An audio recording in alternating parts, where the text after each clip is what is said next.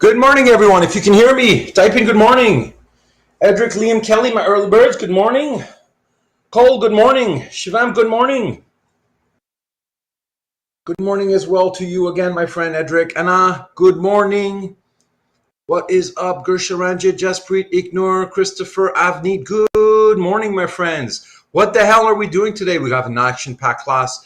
Last week I mentioned this was one of the arguably the most crucial class. This one as well. I'd say this is the second most crucial class today. We have lots to learn today, so just be mindful. I'm going to press on the gas pedal hard today, and then we're going to kind of ease back a little bit, but we're still going to push forward. What are we going to do today? We're going to have a look at the mock quiz. That's going to start very soon. I want to do that right off the gates, and then what I'll do is I'll have the solutions available for you on Moodle. So if you go on our main Moodle page, can everyone scroll down on our main Moodle page and see where it says under week 10 mock quiz? If you can see that, please say yes. I want everyone to know where that is.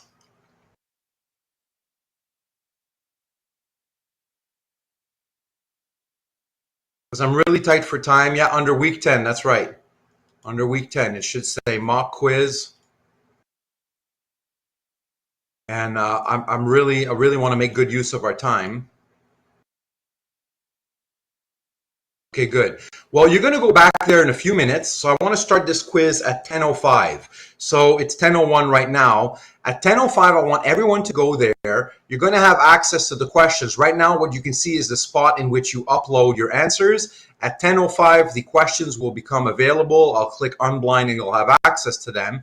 And then you will have 15 minutes. So remember, 15 minutes to do this one question. The question is going to be exactly in the same format as your homework. So if you've done your homework all week, this is going to be like exercise 22. So you've done your 21 exercises. This will be just one more. Same principle, just like you had in the homework. You'll have a grid. You go from there. And then what you do is you save that as a PDF, an only PDF. Nothing else will be accepted. And you upload that before 15 minutes. If you're a minute late or a second late, it won't upload. And then what I'll do once we're done is I will make available for you the answers right beneath your upload spot. And then you'll be able to go over the answers while you're looking at the solution. And I've also put some philosophical interpretation of one way we can understand these derivations. I'll keep you occupied for a few minutes. While you're doing that, I'm going to take all of the PDFs, collage them into a file, and then I'm going to give you instant feedback. We'll come back into the class, and then what I want to do is I want to have a look. And importantly, because I'll be showing this in class immediately, please do not put your real name on the file. Put a make-believe name. So call yourself Tony Stark or something, right? Like make up a name in the chat in the top right. That way you can identify which file it is. If I'm looking at something and I'm saying, oh, this wasn't right, you can know I'm talking about your file, but it's not like you'll be exposed in front of the whole class. So you're going to put a make-believe name. The mock quiz is going to start at 10:05. It's going to last 15 minutes, so it's going to end at 10:20. Then I'm going to make available the solutions. While you do that, I'll put together all the answers. Then we'll reconvene in class, and I'll give you instant feedback. And the idea is I want to see where people are, and I want you to learn on the spot. Is that clear, everyone? If that's clear, type in clear. If you have a question, ask your question. I have lots on our plate, and I don't want to waste any more further minutes on this, but I'll type in clear if it's clear, question if you've got a question. Let's get our heart rate up. Let's do this, people. Okay, so the mock quiz starts at 10:05. Can everyone write 10:05 to 10:20 in the chat? 10:05 to 10:20.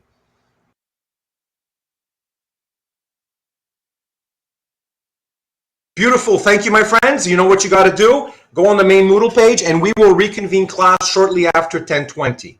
All right, so we'll be back here shortly after 10:20. Good luck, everyone.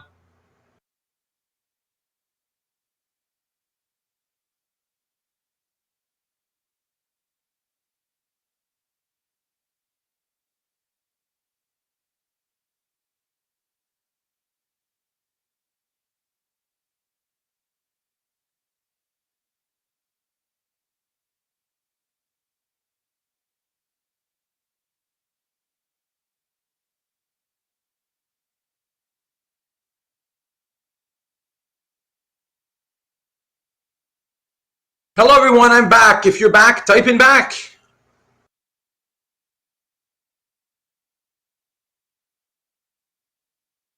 Good Good, good, good, good, good, good. We're on a tight schedule. You folks are doing amazing. So big round of applause for everyone. I'm just going to have a look right now at all of these, and I'm going to give you some feedback. I'm looking at these for the first time. And so what I'm going to do is just feedback just on the visuals. This looks good. This looks problematic. I would be fine with it right now, but here's one of the things that's going to happen as we keep moving forward. Having these grids here, these should be made invisible, and this should be shaded, and you should get practice right away because we're going to have much more complicated structures. Right now, you just have one box over here, but we're going to end up in situations where you have like boxes looking like this, right? In a box like this. And when these things are going to get this complicated, right, you're really, really going to want to be able to track what is going on. And so please get used to doing that right now. So visually, this is okay for now, but that would be a bit of a problem. Also, I'm looking at this right now. Just pick one of your contradictions. Here we have an abundance of contradictions. Just pick one and leave the others in black. So let's say you were done by the time you had your not you and your you. Stay there and don't go for that extra line, even if you can. Just forget that and stick with only one contradiction. And again, the reason for that is, and that's great, you're paying your bills, you did your indirect derivation, but you see in my solutions, I never have two contradicting lines in any given box. So let's keep that nice and neat, even though you can extract an abundance of them, just only one. My friends, is the advice I'm giving right now clear? If that's clear, type in clear. If you have a question, ask your question. I'm just kind of going over this stuff visually, and no one's losing any points, but hopefully we're all learning, right? That's what we're doing. And I like the fact that folks have written their made up names. This looks good. This looks good. Let me just zoom in here. This looks like the show wasn't crossed. Don't forget to cross your show. Hold on over here. Don't forget to cross your show. So whoever this was, and it looks like this can't possibly be right because this is just proceeding. There's something missing here. So this ain't right. So this is definitely would get a 0. Let's keep going. This looks good. This looks good. I'm just glancing here. This looks good too. Your not should be in red. So whoever's doing this, the whole thing is contradicting with the previous line because you does not contradict with you, right? And yeah, Edric, you can ask a question in a moment. Hold on. The you doesn't contradict with you. It's the not you that contradicts with you. So put that entire line in red. All right. An atomic proposition can't contradict with itself. So please do that. I'm just glancing around here. This looks so far so good. I think this should be shaded probably 10%. That's a little dark. So go for 10%, whoever this was. This looks good. This is good too, except your box has to be underneath the show line. And the reason for that is same problem as last time. So only 2 contradicting lines. So here we have 4 contradicting lines. So you're assuming I can tell which one is contradicting which. And when it's fairly simple, that's fine. But please correct that. So that's wrong, right? You want to fix that. And also remember when you cross box and annotate, here we haven't crossed. So the show line needs to be crossed. The box needs to be beneath the show line because everything that's in the box is no longer available for use. So here you'd be shooting yourself in the foot. Let's say your derivation needs to keep going. You've now generated through lines 2 to 10 a justification for line 1, which all of a sudden now, once it's crossed, becomes available for use. But because you've boxed it in, you can't use it anymore. Keep that show line has to be outside. It doesn't actually get boxed in. Is that clear, everyone? Type in clear if that's clear. Question if you've got a question.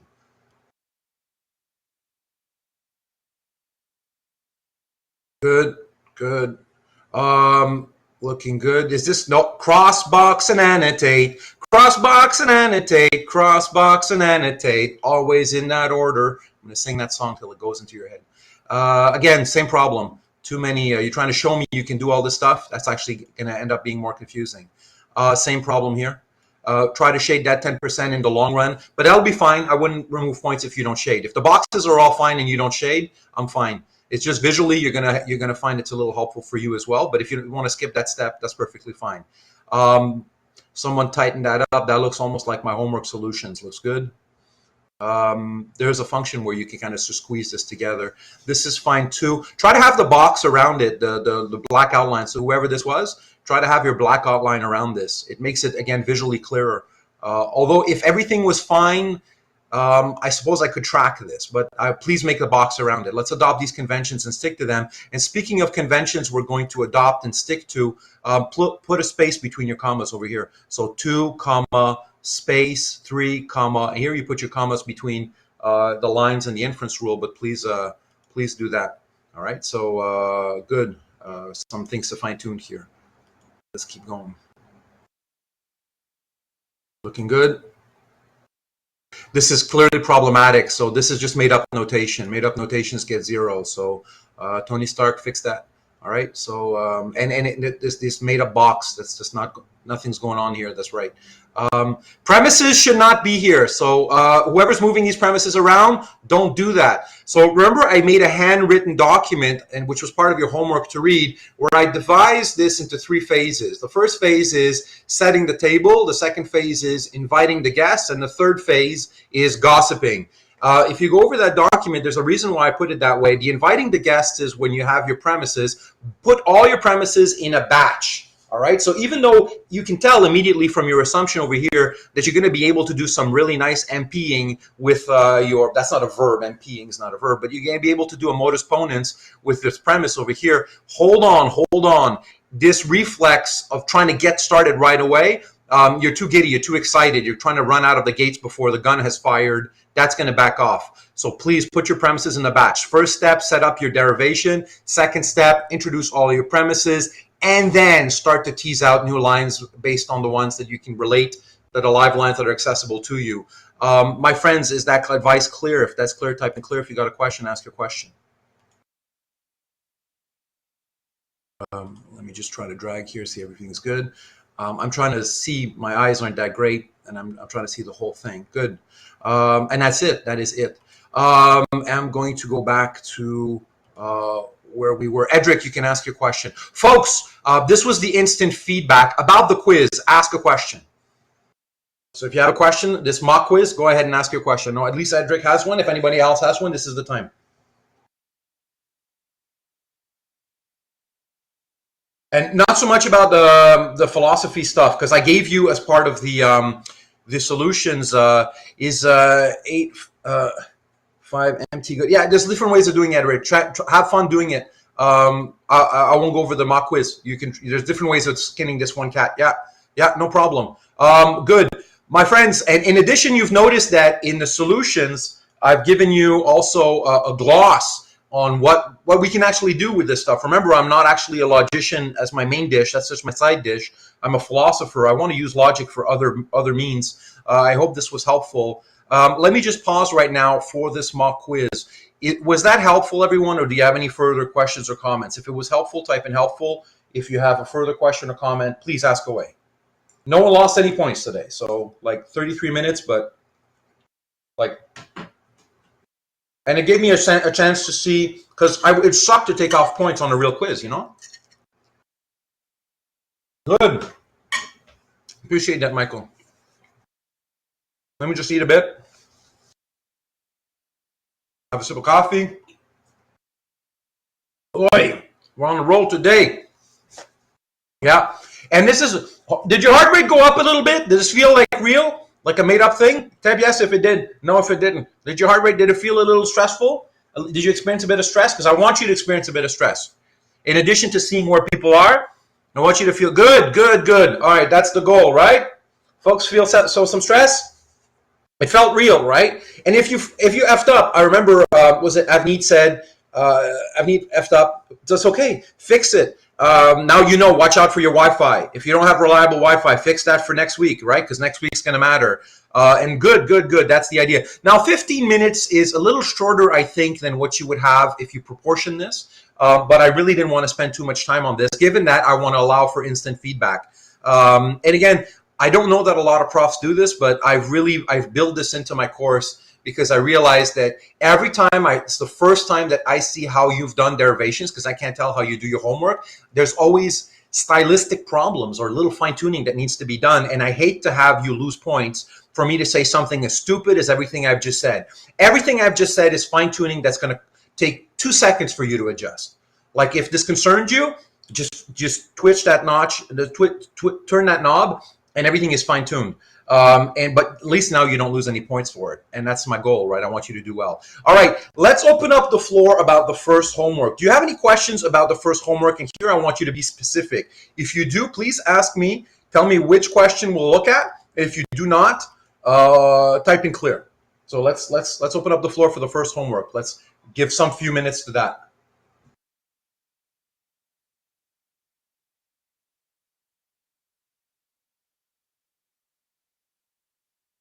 Have a look at your first homework, and you should always try to have that file on hand, because for this month we're going to be looking at all these things, and I want it to be precise. So that's your work; it's concrete, right? Could we go over all of question 8? Interviewer asks that. We could possibly do that. Interviewer's got 8. If anyone has another request, please go ahead and ask. I'm taking requests, and I'll work my way up from the largest number. Take a moment to look over at your homework. So anywhere you got stuck. Meanwhile, I'm getting set up, so take a moment to do that. I'm just going to have a look at interviewer. Yeah, 8 was a fairly more involved specimen. Hold on. Why are my solutions different from question 8? My solutions, I've got question 8 and question 9 don't match. Is that just me? Question 18, please don't tell me it was being a quiz. Everything's going to be in the quiz. Prepare for interviewer. What's the main conclusion of the one you want to go over? Because I'm looking at my files right now. Maybe I've opened up some older files, and maybe I'm confused.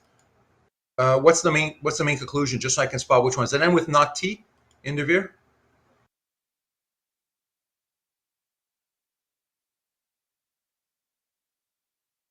Yeah, okay, you want to show not T. Okay, so that's the one. I've got it on my current solutions as question 9. Is this just on my end, or does your 8 in the solutions and then your question all match with question 9 or 8 in the case of, because maybe I'm confused because my file maybe have moved around.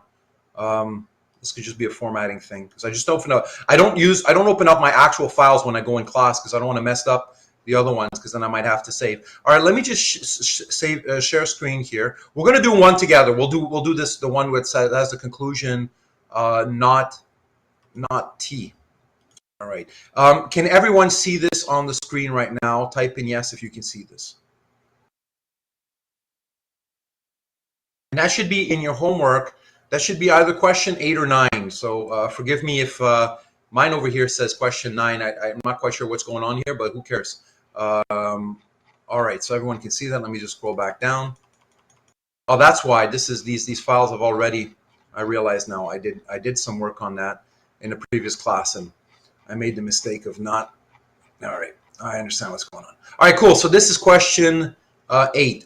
We're going to do it together. Let's say, I would say quickly. Let's do this fairly quickly. All right, I'm going to cut this. I need to move this down somewhere. So I'm going to move my guests over here. I have to set the table. I'm going to assume at line 2, T. Is it okay for me to skip double negation if I'm assuming ID? Yes or no?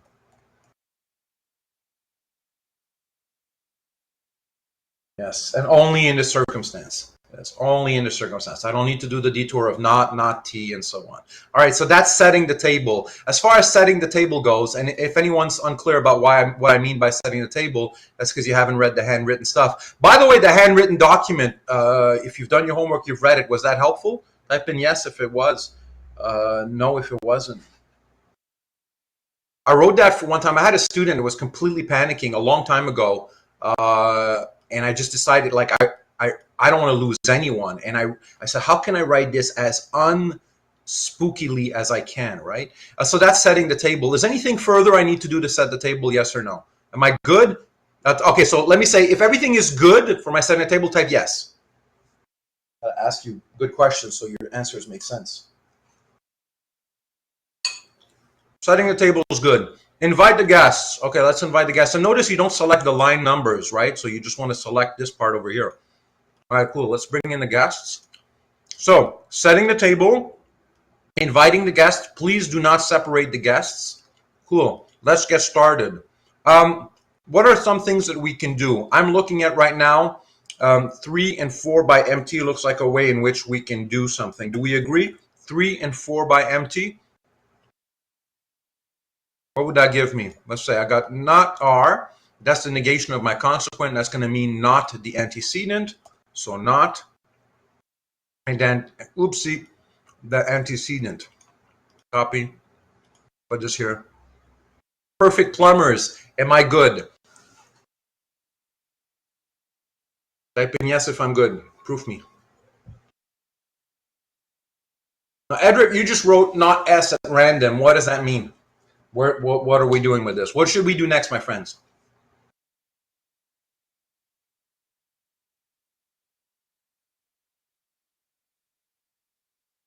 Are we kind of stuck? I'm looking. Okay. Show, Raman says, show something. Let's just ask ourselves before we call for a show line, do we agree that, let me have a look again. I'm kind of looking fresh here at all of my live lines. My live lines are 2, 3, 4, 5, 6. Using only those lines and our inferences, are we kind of stuck? Is there anything further we can do? If we're, what do you think, folks? Does he say anything? Am I missing something, or are we stuck? Type in stuck if we're stuck, and a suggestion of what we can do if you see something other than a show line. We're trying to try to get as much mileage as we can with our inference rules.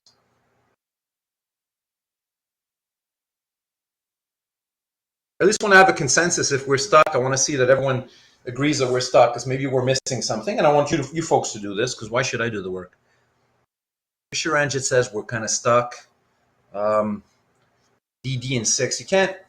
What would that mean, a DD and 6? You don't need to. What would that mean, DD and 6, though? Like, I'm not sure even what that would mean. Can we do 3 and 6? So 3? No, there's nothing we can do with 3 and 6. What would we do? Right? What I would need in order to combine 3 and 6 in an interesting way would be the affirmation of the antecedent. Does everyone agree? If at 6 I had what I've currently selected, I could do an MP, but I cannot. It's not what's going on. I've got a negation of my antecedent. I can't do anything, Edric, with 3 and 6. Can everyone see that? Type in clear if that's clear. There's nothing I can do with 3 and 6. This is where you really need to be, like, differentiate MP and MT and specifically what they are and not the fallacies that are related to them, right? Yeah. We gotta show. Do we agree, someone? Do we agree? Type in agree if you agree. If we don't call a show line, we're kind of done. There's no CD yet. Conditional derivative. Okay, hold on. Grisharanjit, this is the second time I think you said we can't apply anything. Like a CD is a proof of a way of showing something, right? And right now, what we have here to show, the only thing we have to show, Grisharanjit, is a negation. This is the animal that we're trying to show, right? It's a negation. CD is conditional derivation. It's a way of showing a conditional. We have no conditional to show. You see that, Grisharanjit? That's not an inference move. CD is not an inference move, an inference rule. CD is a strategy for showing something. Okay, so cool. So what we're going to have to try to show something. And remember, you can try to show whatever you want. What would it mean to do a DN on 6? All right, cool. So we can do DN on 6, Shivam says. We can totally do that, but let's see if that would be productive. And we'll do what Shivam says. Hold on. We're going to do a double negation on the contents of 6. This is 6 by DN. Perfect plumbers. Did I do everything correctly at line 7? Proof this line. I've grafted a not in front of line 6. Perfect plumbers, please verify. Everything's good. Everything is good. Shivam just said, can we do a DN on 6? Yeah, we did a double negation on 6. Does that help us, though? You can't magically generate something from, like, it's not like, does this help us? No, it generated a line, but I would argue it's not a pretty helpful line. All right, let's just keep that there because it's still perfect plumbing. It's a detour. You know, if you want to waste some plumbing, that's cool. Keep adding pipes. But if they're perfect, it's not like, it's just more material loss on you as a plumber. We're going to try to want to show something. Show what?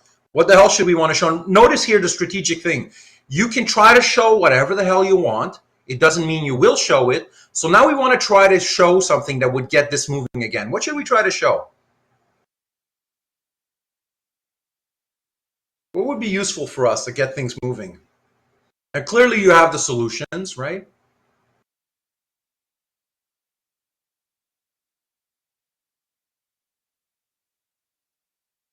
S conditional P would give us what we need to do in MP. That's could be potentially good. Why would we? So look at what Jaspreet wrote. So let's try to show it's not the case that S implies P. We don't need to show what we already have, Jaspreet. Do you see that? At line 6, we have exactly that. So let's say we wanted to show that. Like, why would we want to show it? Right? We already have it at 6. I could show this really quickly. I mean, look at this. I'm going to show this really quickly. Let's say I go here and then I say at line 9, I'm going to do 6 by repetition. I go over here, 6 repetition. And sorry, here I forgot to write assertion. And I'm able to show it by DD in virtue of 6 by repetition. It's like, yeah, that's not helpful. Yeah, so it's like, that's not helpful. Okay, so we don't want to try to show what we already have. If P, then Q would allow us to do a modus ponens. If S, then P would allow us to do a modus ponens. Either one of those seems like a smart thing to do. Do we all agree that it makes no sense to try to show something like this? Hold on.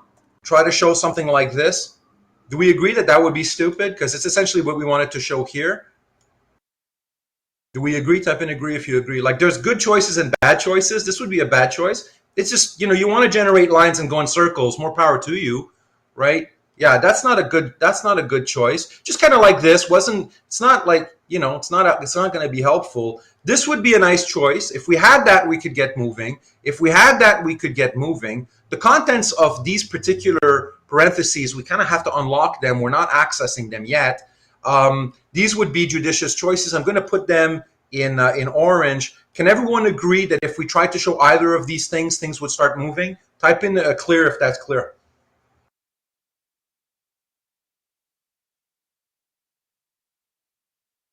All right. So this is nice. We had an encounter now with some show line. Notice how if we didn't call for a show line, we were stuck. Intervere, I don't want to, because I'm tracking very carefully. We have a very full plate. But Intervere, was this helpful? Suppose I stop now and I let you on your way. Would that help? Like, was that helpful? Okay, cool. Because we could keep doing it, and you can have fun. Then you can see where these things go, and the only way to find out is to find out. So you go ahead and you try to show this, and here I would trim the parentheses, and I'm just going to get started for you here. How would we try to show? And you'd have to annotate this as assertion or assumption. What sort of ass is this? Line 8. It's an assertion. That's right, and we didn't pay for it yet. And we want to try to show it by a CD, because if it's an elephant, you shoot it with an elephant gun. If it's a conditional, you try to show it with a conditional derivation, a CD. That's right, and you keep going. And where that goes, I don't know, but that certainly looks more productive, right? I'm going to pause here, and I'm going to stop sharing this one. I'm going to say that's all we're going to do for the homework for now, because there's more stuff that we're going to have to do today, okay? My friends, was this nevertheless helpful? Let me check in with everyone. I checked in with Interviewer.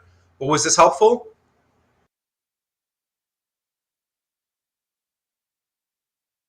Good. And again, we're going to have time. Remember, next week, we're going to have time to sort of slow down and just do more practice. So can we show from any premises if it's a conditional, if we're stuck?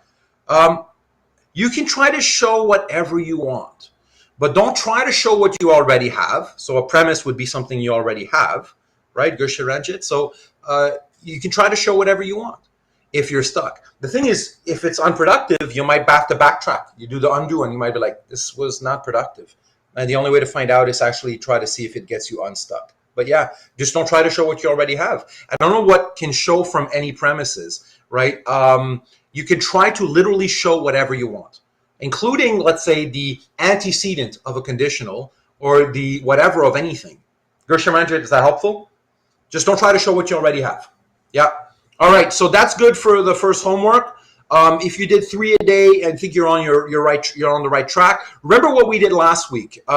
We looked at the rules. These are the rules, and this is the first rule that I was talking about with Gersharanjit here, right? You can try to show anything you want, although there's no guarantee that you will indeed show it. This is annotated as assertion and you haven't paid for it.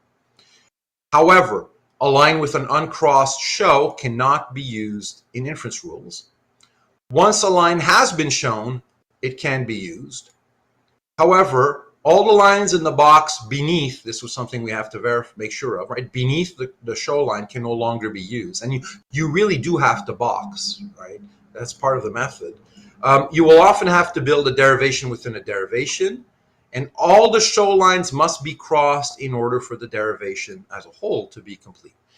There's a lot on this page, but if you've done the homework now, this should be falling into place. Is this less cryptic than it was last week when we first encountered it? So 7 days ago when I read this, your mind must have been like, oh my God, what's going on? Is this less scary now after a week of practice?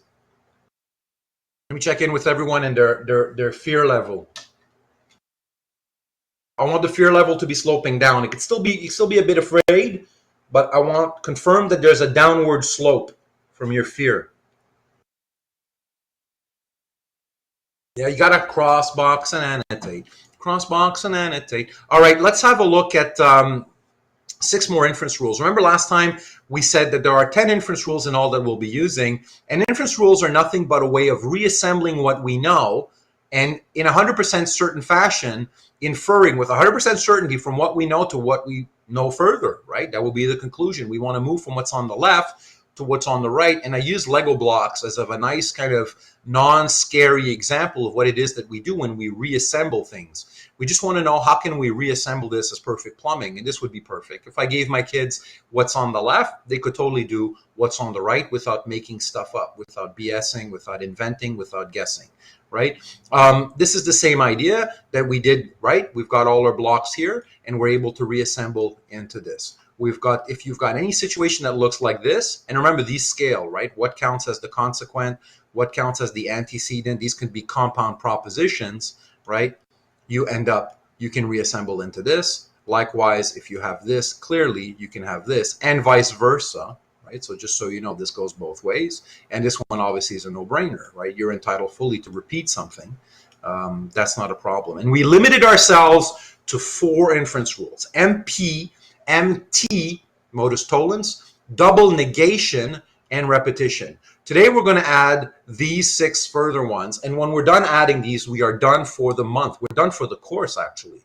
That's all the inference rules we're going to have in this system. By the way, if you think 10 is big, if you took other courses with other instructors, I'm almost certain you'd end up with probably 20 inference rules that you'd have to commit to memory. So this is arguably the most elegant system you could find on the market, and that's why I've chosen this particular system of logic, because it gets a lot done with very few resources.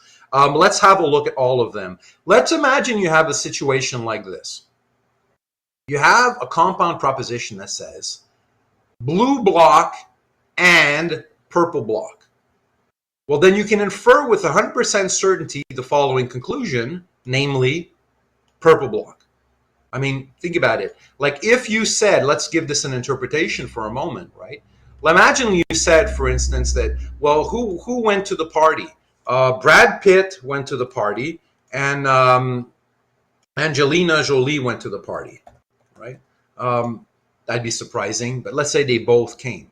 Well, clearly, if it's true that Brad and Angelina came to the party, then it's true. It must be true that Angelina went to the party. Like, you can't deny that conclusion if you've accepted that premise. It's perfect plumbing, right? So you can go from a conjunction and then infer from that conjunction any one of its conjuncts. Let me say that again. You can take any conjunction, and if you, to the extent that that conjunction is true, it figures as a premise or a live line in your derivation, then you can infer any one of its conjuncts. And clearly you could go the other way around, right? So it could be like, well, I can conclude that Brad, here in this case, right? Brad Pitt went to the party, right? This inference rule is fairly intuitive. It's nice if it's intuitive, and that's why I've chosen them. Remember, our goal was to pick small pieces of plumbing that are valid and easy to recognize. And moreover, I think it's nice when they're intuitive, which is why I've chosen this, right? And this one is going to be called simplification, and it has the following form. You have a conjunction, and you infer from that conjunction one of its conjuncts. Notice here, there's nothing magical about being the left-hand conjunct, right? You could totally as well have inferred Q, right? It would totally be fine if you have this premise over here, right? If you have P and Q, and then what you infer, let's say, would be the conclusion Q. You're totally licensed to do that. That's perfect plumbing. That's the inference rule simplification, which we will call S for short. My friends, I think that's fairly straightforward. Is everything clear? Type in clear if that's clear. Question if you have a question. We're going to put that in our BAT utility belt.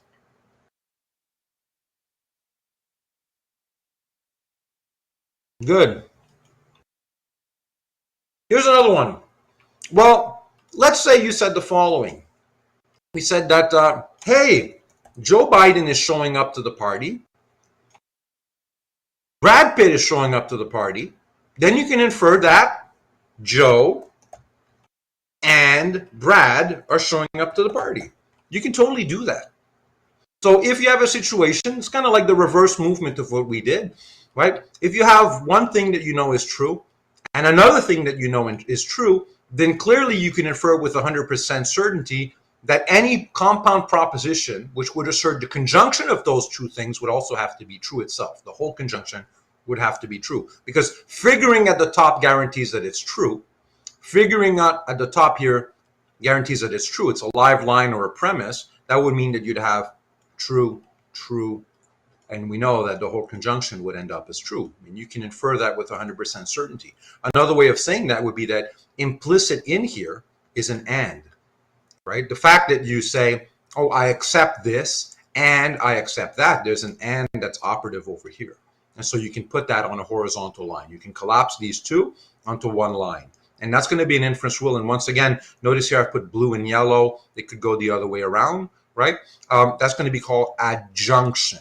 So you have a situation like this. P, Q, therefore P and Q. Also, I think super intuitive. And we're going to call that adj. So capital A, lowercase d and j. Is that clear, everyone? Type in clear if that's clear. Question if you got a question. Little moves. Logic is the art of making big things out of little moves, breaking it down into component moves, right? It's a real nice trick. All right, here's another one. Let's say you have this. You've accepted that at least one of the following things is going to be true. Green or yellow. Here's a nod, and let's be creative here. Mr. Green, all right, and Miss Colonel Mustard. This is from the board game Clue. Who knows the board game Clue? Type in yes if you do. Is there a person that's called Green? I know Colonel Mustard. That's really old school, but they've revamped this stuff. Is there a green? Someone's called Green? There's a Scarlet, I think. There's Colonel Mustard is all I remember. It's been ages. Mr. Green. Huh? It's a Mr. Green, right? Yeah, okay, cool. It's a board game. It's really fun, by the way. So here's, all right. So let's say you've accepted, right, that at least one of these two people is showing up to the party. Mr. Green or Colonel Mustard. And that's the or here just means at least one of these. You're guaranteed that at least one of these two people is going to show up. Fair enough. And you know, moreover, as your other premise, that, you know what, it ain't going to be Mr. Green. Well, what can you infer? Well, given what this said that at least one of the two is going to show up, then you can infer that, well, you're left with the remainder. By a process of elimination, you can infer that Colonel Mustard will show up. Right? So if you have two options, two disjunctive options, at least this or that, and you rule out one of those options, by definition, you're left with the remainder. So you can imagine looking at your hand with two fingers. It's either this or that. Put down one finger, you're left with the remaining finger. Right? So you have to start with a disjunction. The negation of one of its disjuncts could be one or the other. Do you understand? It could have easily, we could have said it's not the case that Colonel Mustard's showing up. Right? We easily could have done that. In which case, we could have inferred that Mr. Green is showing up. So if you have options and you eliminate one of the options, then you're left with whatever's left standing. And given that you've committed yourself to the claim that at least one of them is going to be true, you've got your conclusion. And that is called modus tollendo ponens, sometimes called also a disjunctive syllogism, but we're sticking to the Latin names here. Modus tollendo ponens, for short, MTP. And it has the following form: P or Q, not P, so not one of the disjuncts, therefore affirmation of the remaining disjuncts. So negation of one of the disjuncts, and you infer as a conclusion the affirmation of the remaining disjunct.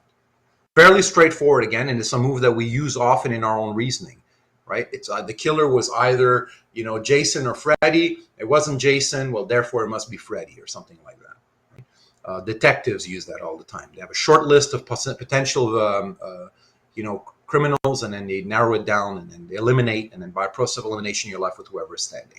My friends, is MTP clear? Type in clear if that's clear. Question if you have a question.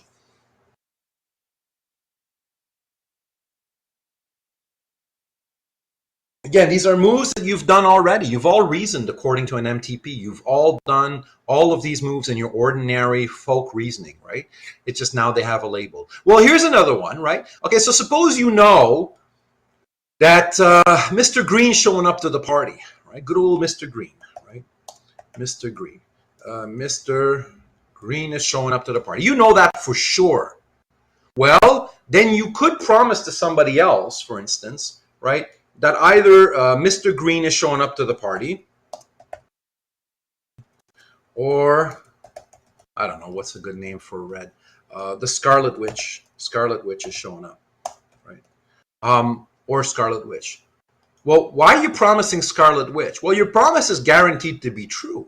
Why? Because look, what am I saying at the conclusion here? I'm saying at least one of these things is going to be the case. And I know for a fact that Mr. Green's going to show up. So it's not like I'm lying when I say this. For sure, this entire compound proposition is going to be true. Why? Because I've already secured the truth of one of its disjuncts. So who the hell cares what the truth of that is? And notice here, I had fun with Scarlet Witch, but I could plug in whatever I want. It's guaranteed to come out. The whole thing is guaranteed. Notice, the whole thing is guaranteed to come out as true, because I know for a fact that Mr. Green's going to show up, that one of the disjuncts will actually be the case. Let me give you another interpretation of that. Let's imagine, for instance, right, that you know that the sun will come out tomorrow. The sun will rise tomorrow. And I think we can all accept this premise. Then it is true to say that either the sun will rise tomorrow or you will win $1 million. Why is that true? Well, because I guaranteed you that at least one of those disjuncts is going to be the case, and that's exactly what that compound proposition says. At least one of these things is going to be the case. And then notice here you can plug in whatever you want as that other disjunct. You could plug in a compound proposition. You could plug in whatever you want, whatever your heart desires, right?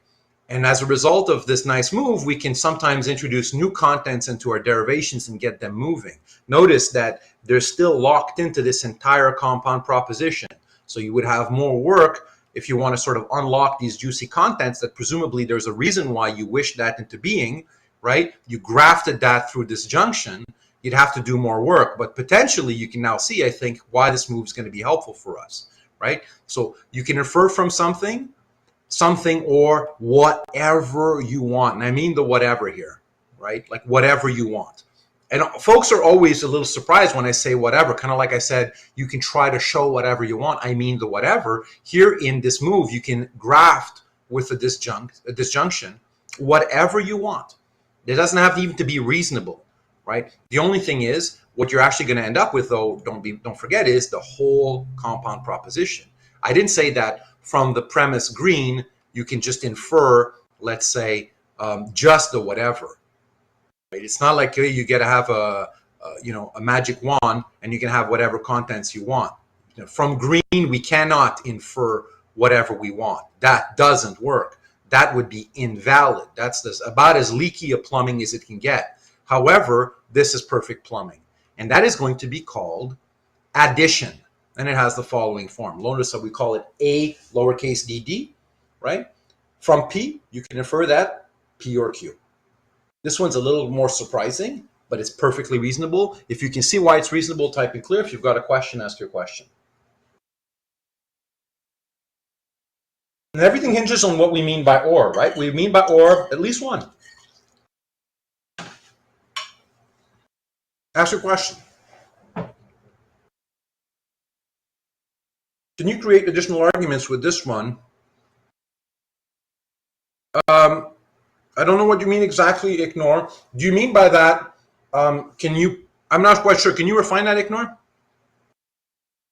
The first symbol is also whatever, right? Whatever you would happen to have as your premise, right? What you're starting with. Your starting materials here, Edric, can be whatever. Oh, this is way too fat a pen. It can be whatever. But you have to have it as a live line, right? And it's or whatever. And notice the sequence here, right, is unimportant. You can plug it on the left or the right of the or sign. Edric, does that answer your question? Meanwhile, Ignore is refining their question. I'm looking forward to understanding a little more. I'm not quite sure. Good. Thank you for your question, Edric.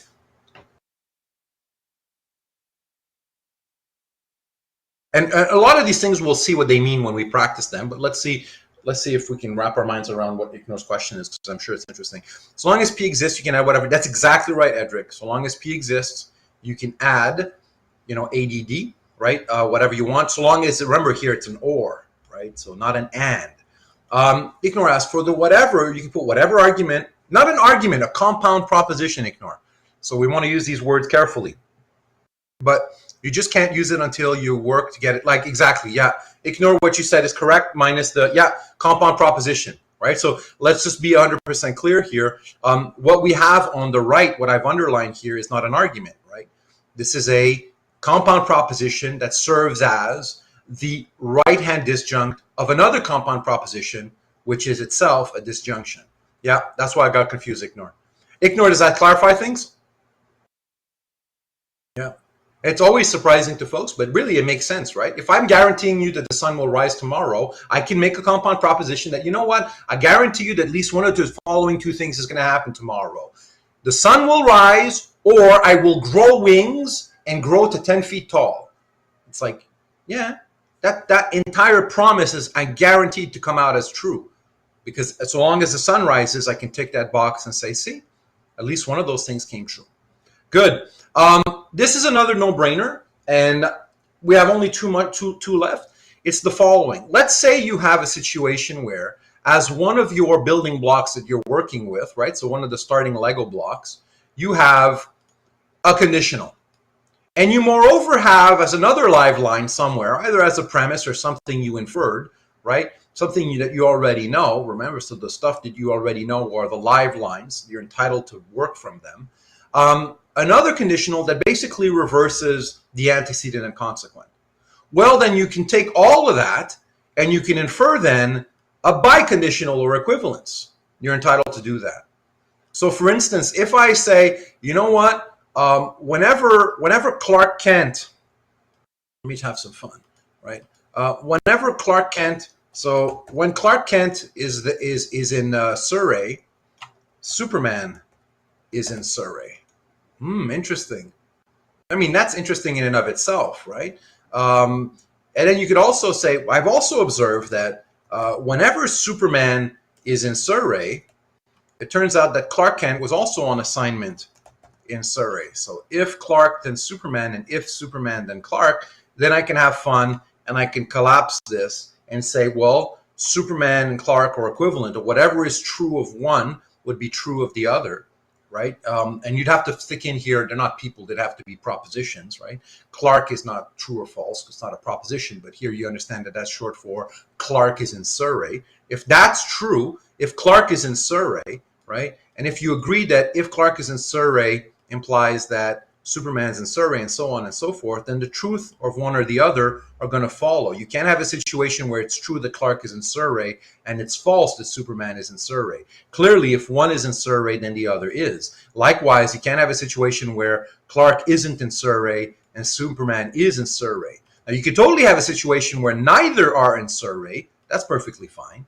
Neither of them showed up. And you can have a situation, and they're the same people, so it's a strange thing to say neither, right? And clearly it can be true of both, but the truth values track one another, and that's another way of saying this, right? So you can collapse into one line. If you've got two conditionals as lines, you can collapse them on a horizontal line as a biconditional. And so the name for that one is CB, or conditional biconditional.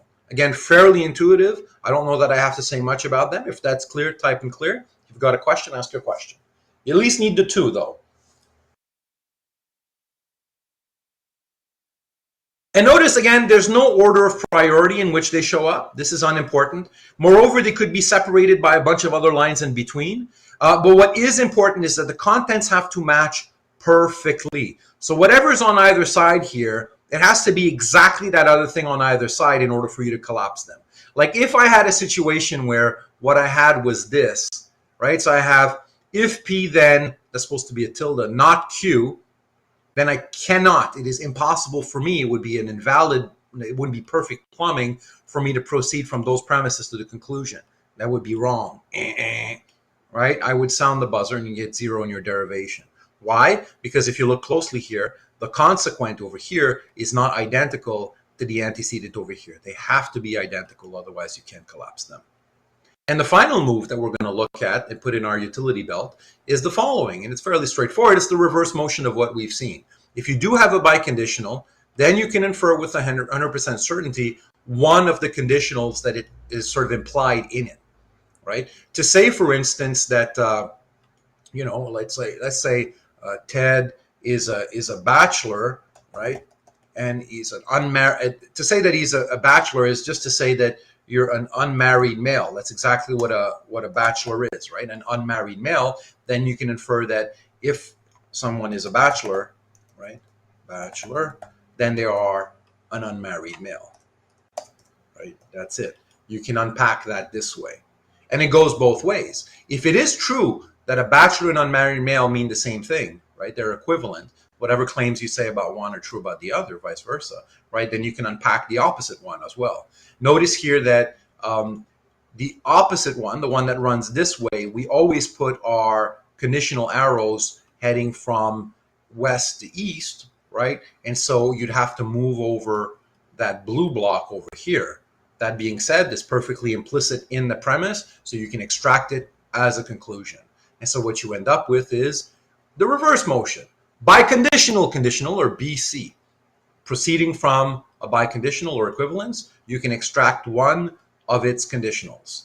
I do not want to see anyone putting arrows going this way. That's just made up. You cannot do that. That would get what grade? If I saw an arrow going that way, if someone extracted something like that, get a big fat donut, a 0, right? Because you're just making stuff up. We have no such connective.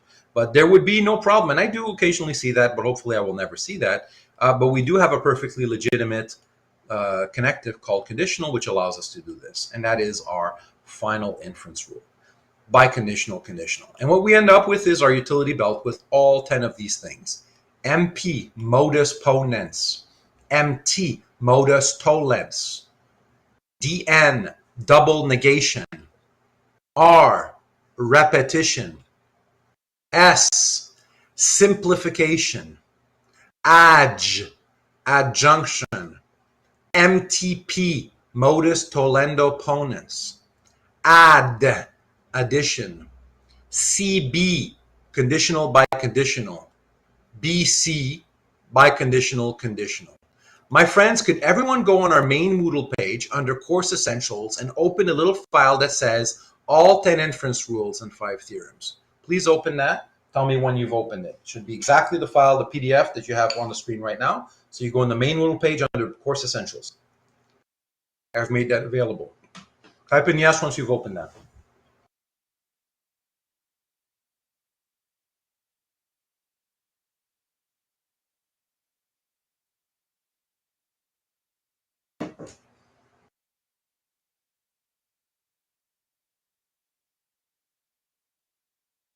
I will resume when I hear from everyone that they have it.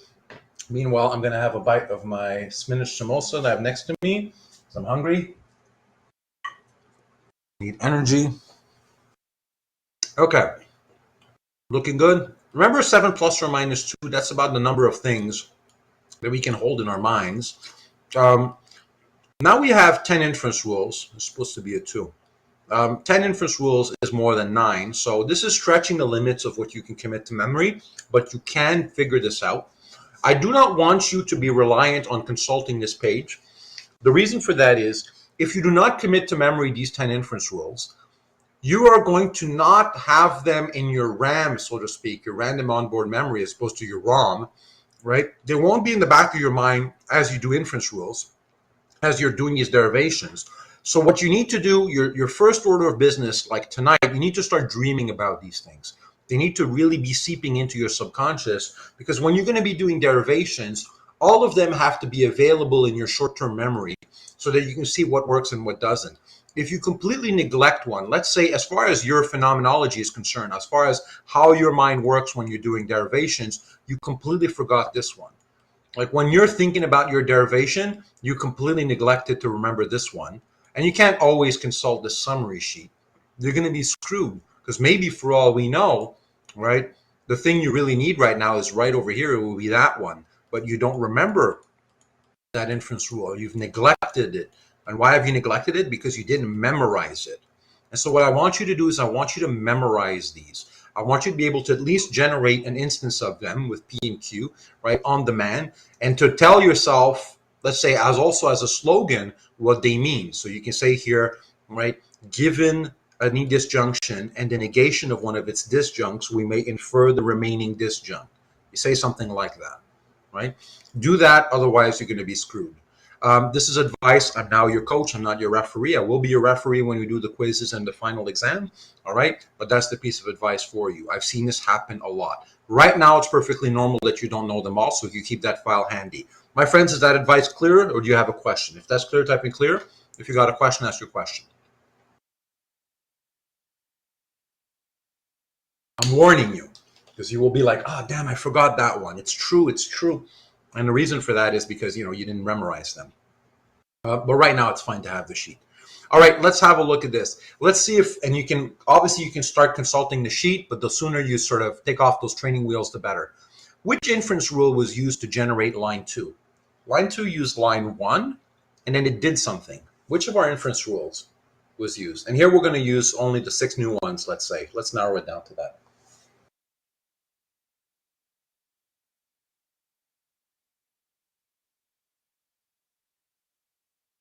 Yes, you got it. Simplification. So 1, and then a simplification was applied. 1 is what animal? What's line 1's animal?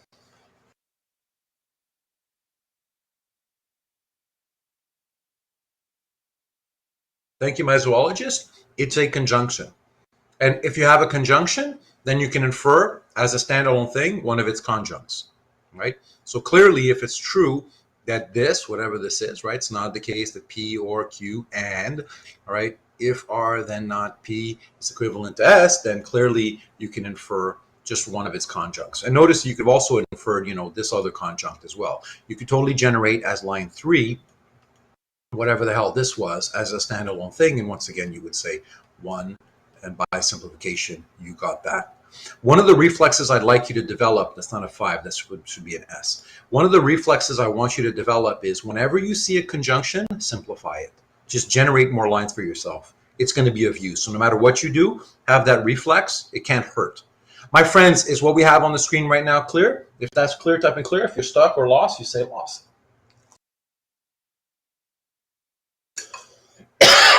Excuse me.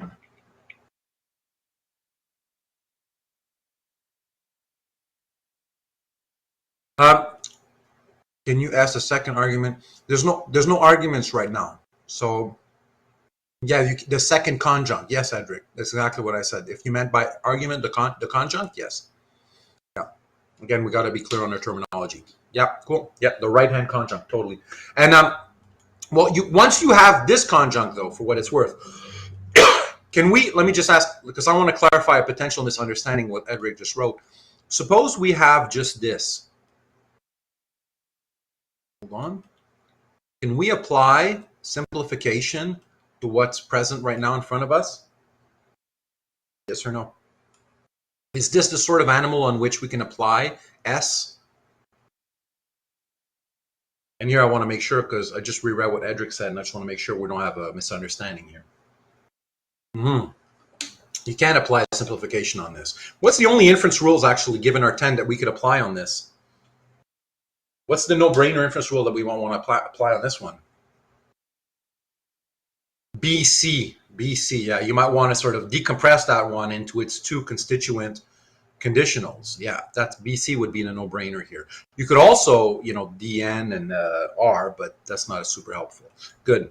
Let's have a look at this. Which inference rule was used?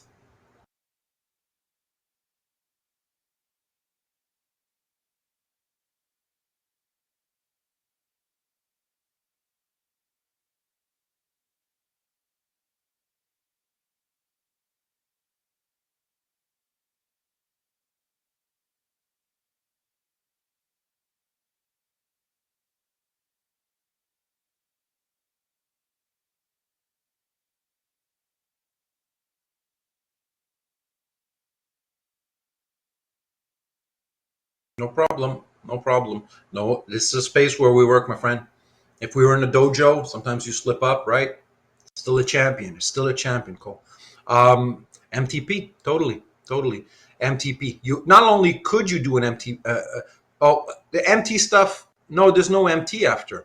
Edric, just a sec. So MTP, right? Notice what we had here, folks. Right. I'm going to kind of color code this again, just to kind of make this a little more visually clear. Let's imagine let's imagine that we box this, right, in blue, and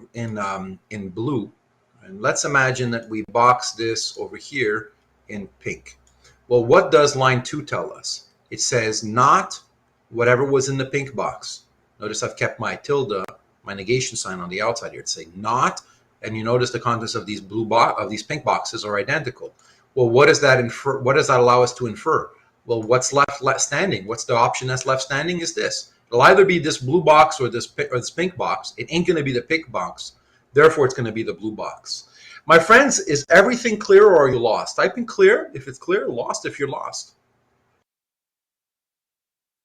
And then I'll get to Edric's comment briefly.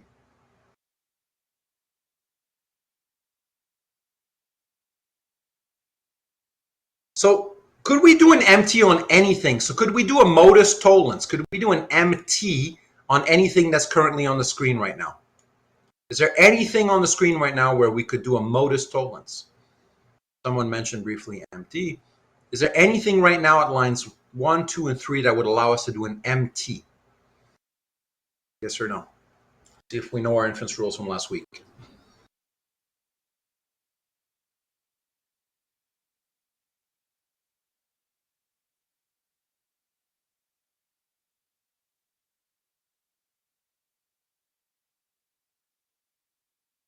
MT is what? So you need a conditional, and then you need the negation of that conditional's consequent. There's no such thing here. There's no materials. The Velcro doesn't stick. There's no materials here for you to run an MT. None whatsoever. It doesn't matter that there is a conditional somewhere inside this, right? There's no materials here to do an MT, right? No materials whatsoever. So that suggestion would have gone nowhere. And if you think you could do an MT, then you need to fine-tune that understanding of MT. Good. Let's have a look at this. How do we get line 2?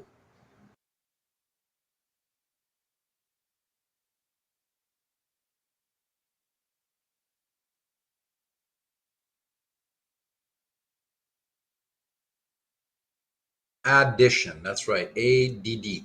Notice it's a capital A. Please put in capital, and it's DD, not DJ, because adj would be a different thing, right? Addition. Notice we know this for a fact. All right, fair enough. Then at least one of the following things is going to be true. The thing I said earlier, or whatever the hell you want. And you might wonder, where the hell did this come from? I don't know. You pull it out of your magic bag. Doesn't matter, right? Presumably this would happen in a context. Presumably whoever chose to say this, to graph this via an or, right? Because there's an or here that's grafting it, not an or. And would make it not perfect plumbing. It would be totally leaky. You'd make stuff up, right? But or is perfectly legit. Whatever are the contents inside the lawsuit space over here, right? This is presumably there's a goal for that. But we can't tell here because we don't have enough information about what's going on both before and after. What's the goal, right? But you can put whatever.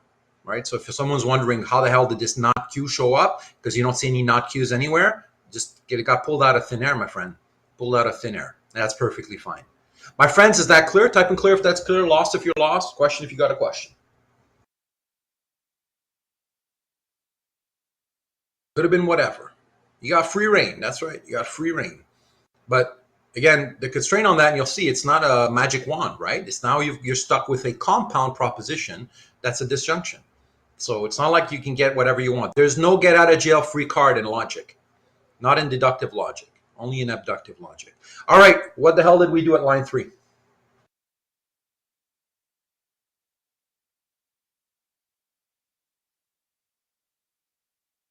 And here we want to be clear on C and B, B and C. Yeah, we want to put that right.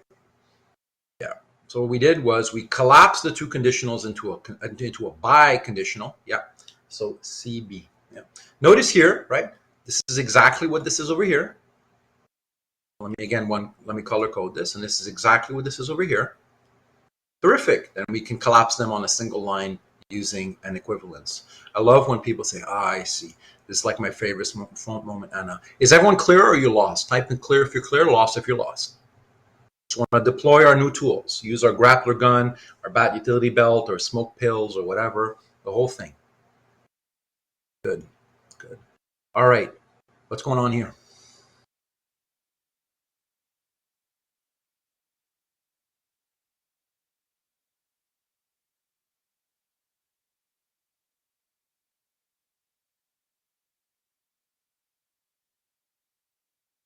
You got it. Adjunction. Right? Implicitly in here, through all of these lines, is and, right? And implicitly in here is and. I mean, you're thinking that the joint, all of these, you're taking them to be true, right? So what you can do is you can collapse all these lines onto one line. Essentially, if you wanted, you could do this long conjunction of everything that's above it. It just would be this long compound proposition. It's not clear why it'd be useful for you, but you can do adjunction. Please get in the habit of putting the capital A right away. That's not a big deal in the chat bar, and that way you develop the good reflex right away. So why not, right? Spare yourself a learning curve right away. So capital A, DJ. So adj or adjunction. And notice here, right? This is exactly what this is over here, right? And this is exactly what this is over here. You can collapse them onto a horizontal line. My friends, is that clear? Type in clear if that's clear. Question if you got a question. We're just gonna deploy these for the first time, and then we got lots to do. We're looking at almost 11:30. We're gonna be good. We're gonna land this ship. It's gonna be a big class. We still have lots to do. But we're doing great. We're doing great. Good. This is gonna be fun. This is where it's gonna get fun. All right. So let's raise the bar a little bit. Figure out these two question marks.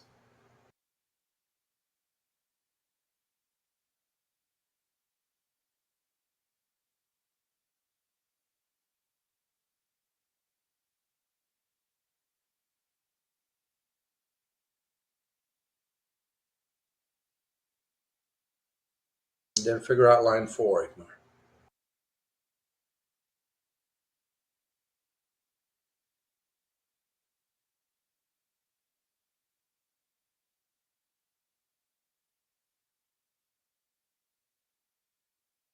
Jaspreet, that looks sharp. Shivam, no.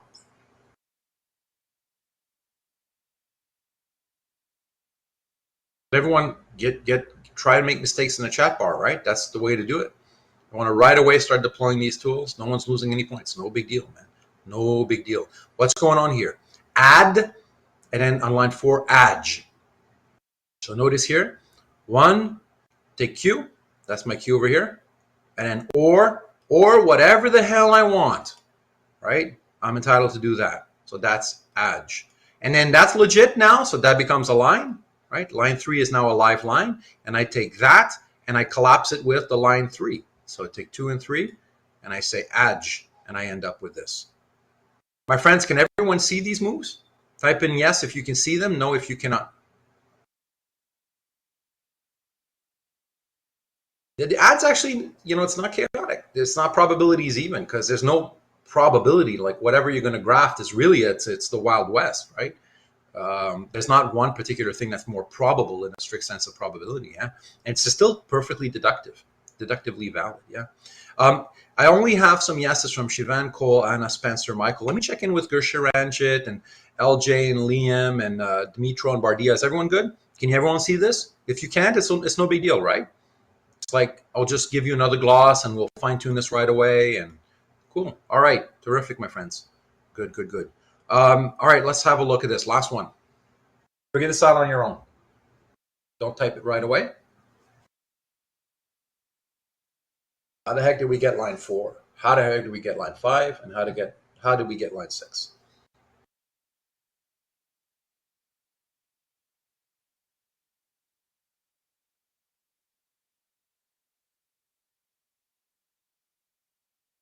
And I hope you can start to see why this is fun. I certainly think at this stage it starts to get really fun.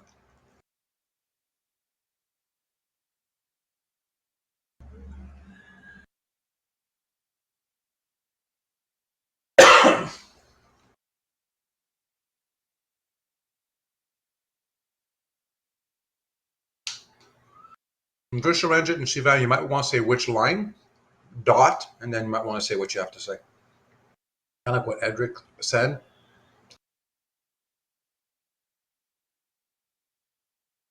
In the chat, it's weird, right? Edric's presentation is nice and neat. It's a nice way of doing it with the space. If you could space it out. Yeah, cool. Edric, so far as I can tell, you got that right. I just glanced at it. Shift and enter, Edric says. Shift and enter, everyone, if you want to space that out, like Navir and Edric did. Take your time, do it on your own. Everyone have a go at this, because either way, you're going to have to do it. So do it now. Don't be afraid. No big deal.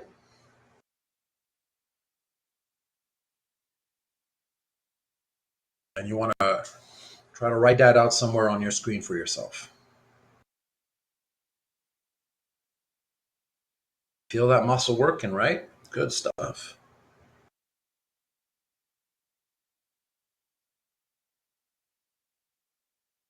Let's have a look. Yes. So what did we do? You look over here. We took lines 1 and 2, and we did an MTP on them. So look, this says that it won't be Q. Sorry, it won't be S. So line 2 says it ain't going to be S. So what's it going to be? Well, by a process of elimination, it's going to be Q, right? And that's what we did over here. Let's just pause. Is everyone clear on how we got line 4? Type in clear if it's clear, lost if you're lost. So let's just do that baby steps wise. One said it's got to be one or the other. Line 2 said, well, it's certainly not going to be S. And then you're left with the remainder. It's like, fair enough. All right, cool. Well, that generates new content. That generated line 4.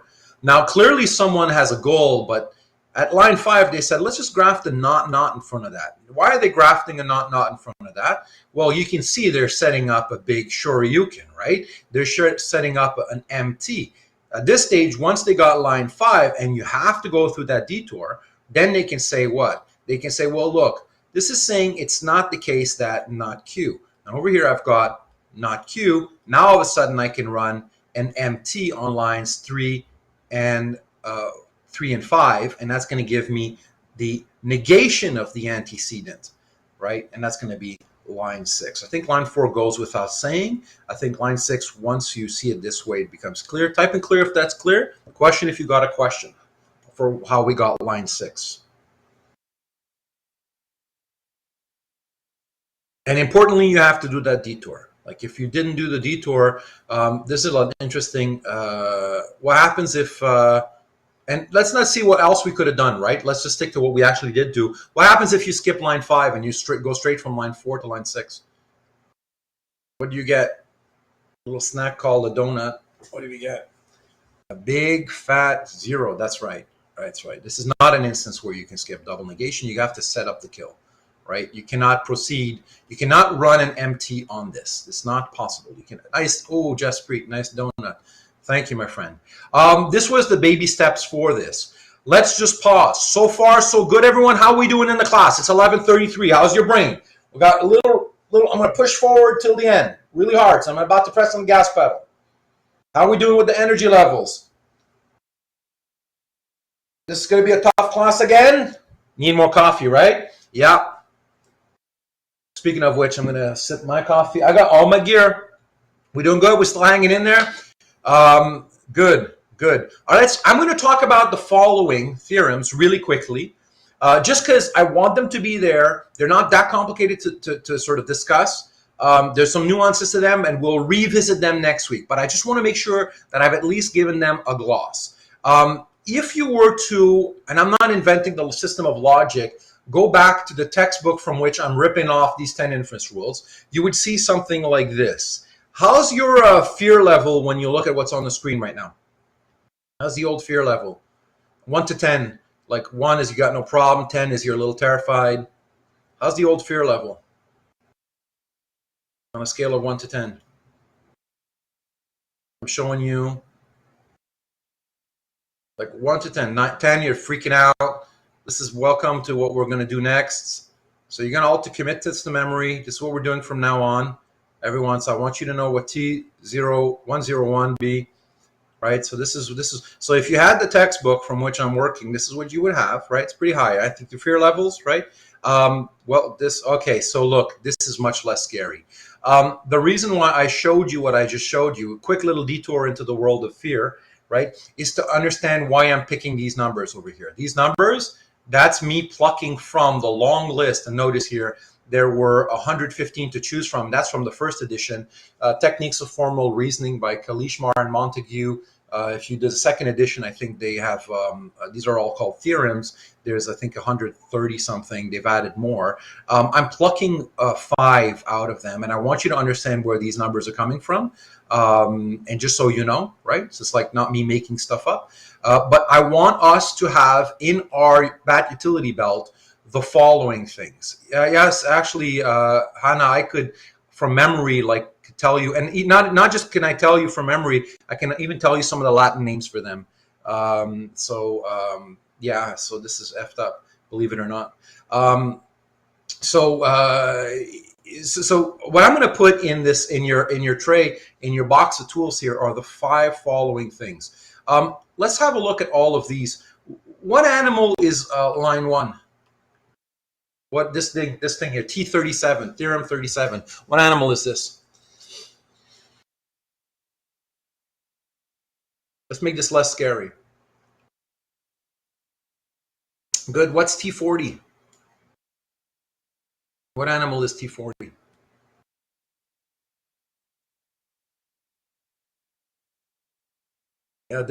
Notice they're all equivalences, all of them, right? Can you see that, everyone? Type in yes if you can see them. All of these are equivalences. So all they are is equivalences. They're all compound propositions, and they're of the same animal. And notice what they do. There's something on one side of these equivalences, right? Let's put this in pink just to kind of color code it. And again, I want to make this less scary, because at the first glance, if you don't quite know what we're going to be doing with this stuff and what it's all about, it can look a little scary, right? And my goal in this class is to, make this course accessible even for people who are like afraid of this kind of stuff, which is perfectly fine, right? And all we have here are these 5 permissions that basically allow you to transform one into the other. So we know, for instance, what this means, right? It means you can go from back and forth. What it means is you're entitled to translate anything of the form that you find in in pink, into what you find in blue over here. That's perfectly fine for you to do that. So if you find a situation where you have a conditional, because look at what's in this box, it's a conditional. Well, you can transform a conditional to say that you have if P then Q, right? You can transform that as saying it's not the case that you can have P and not Q. Let's just look at T37 for a second. Let's just unpack that, right? Why is this an acceptable way of transforming things? Well, we can do a proof by a truth table to verify that.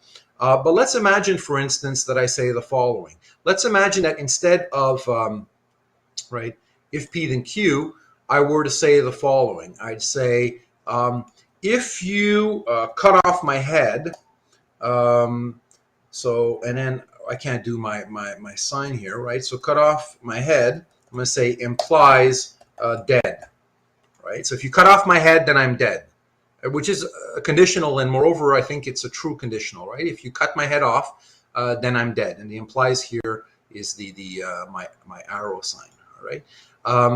Well, that's like saying, is equivalent to saying that. It's equivalent to saying what? Well, it's saying it's not the case that you can have a situation where you cut my head and I'm not dead. That's another way of saying if you cut my head, then I'm dead, right? So if you cut my head, then I'm dead, right? Well, that's another way of saying that would be that it's certainly never going to be true that you both cut my head and I'm not dead. And likewise, you can go this way, right? If you say that it's not the case that you can cut my head and I'm not dead, you negate that possibility, then that's like saying if you cut my head, then I'm dead. Can everyone see that? Type in yes if you can see that. Question if you got a question. I don't know, Hannah was typing. That's my go-to example for cutting heads and dying, right? Well, Anna would be saying something different, right? So let's say, why not write this, right? So Anna says, what would happen if we did this? So Anna, let's say this, right? It's not the case that, in this case, I'm going to say dead, right? Hannah, I think that captures what you wrote. Can you proof that for me, right? It's not the case that if you cut my head, then I'm not dead. And you're wondering, why can't we do that? And the reason why we can't do that is supposed to be a biconditional. You're supposed to go in both directions, right? Maybe you could do it, and you might want to test out with a truth table whether you want to do that, but doesn't mean that because you can go one way that you can go the other way. Can you see that, Anna? And whether or not you can go the other way remains to be seen. I'm too vegged out to tell you, but that will be my short answer. Do you see that, Hannah?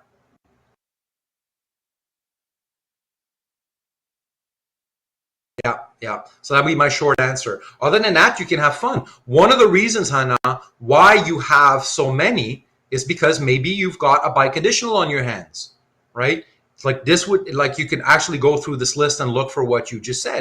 Like, what did Hannah just say? She said, why can't we say you have a conditional is equivalent to saying the following? So let's look for a situation where that's the case. You can have a look, and you can see whether or not that would be this. So how we obtain these things was by testing them with truth tables, right? And then what we do is we take these propositions, essentially compound propositions. So you have T37, T40 over here, right? T45. I'll get to these in a moment, DM and then DM, right? But essentially what you do is you test them with the truth table. So for instance, if you go over here, Hannah, and everybody else, here's a truth table for the thing I just said a moment ago. So notice here at the top, that's T37. Notice what I've done. I've done a truth table underneath, and in all possible worlds, in all the circumstances, the truth values track one another. So what's the main connective here for that side, right? So I mean, if I had to put a bracket, this whole thing is the left-hand side. This whole thing is the right-hand side. Notice how the truth values are always tracking one another. It's always the case that when one is true, the other is true, right? And if the one is false, then the other is false. They're always going to be, this proposition here is always going to come out as true because both of its sides are always going to come out as true. And you can test all of these theorems with the truth table.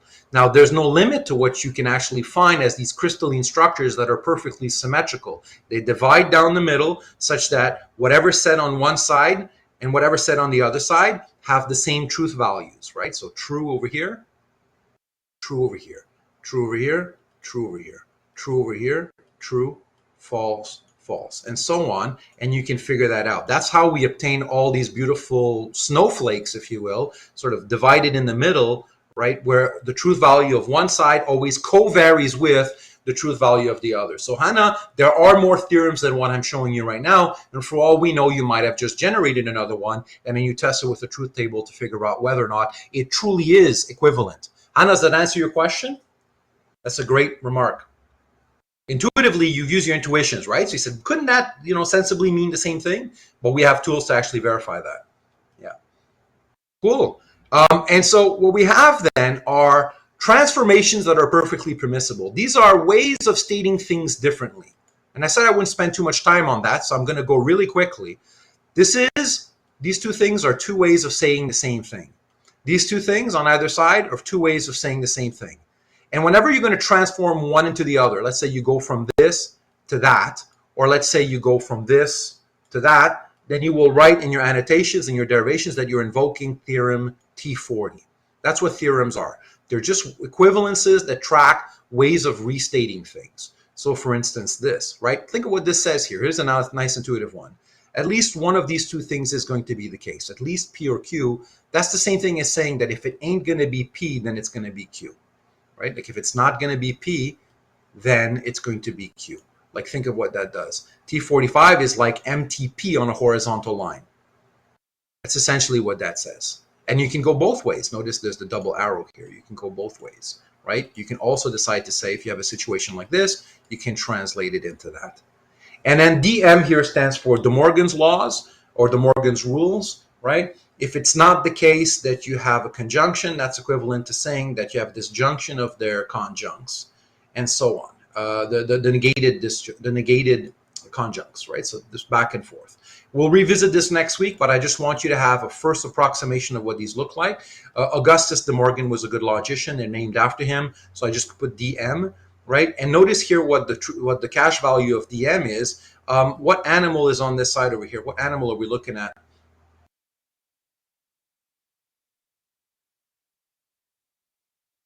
It's a negation, and it's a negation of what does it have in its stomach? It's a negation of what? Yeah. It allows you to switch this chevron. So what you do in De Morgan's rules is quite easy. Distribute the negation and flip the chevron. So you distribute the negation and you flip the chevron. And you could do the opposite movement. You can factor out the negation, right, and flip the chevron. And notice it's the same thing. Distribute your negation over here, flip the chevron, and you end up with this.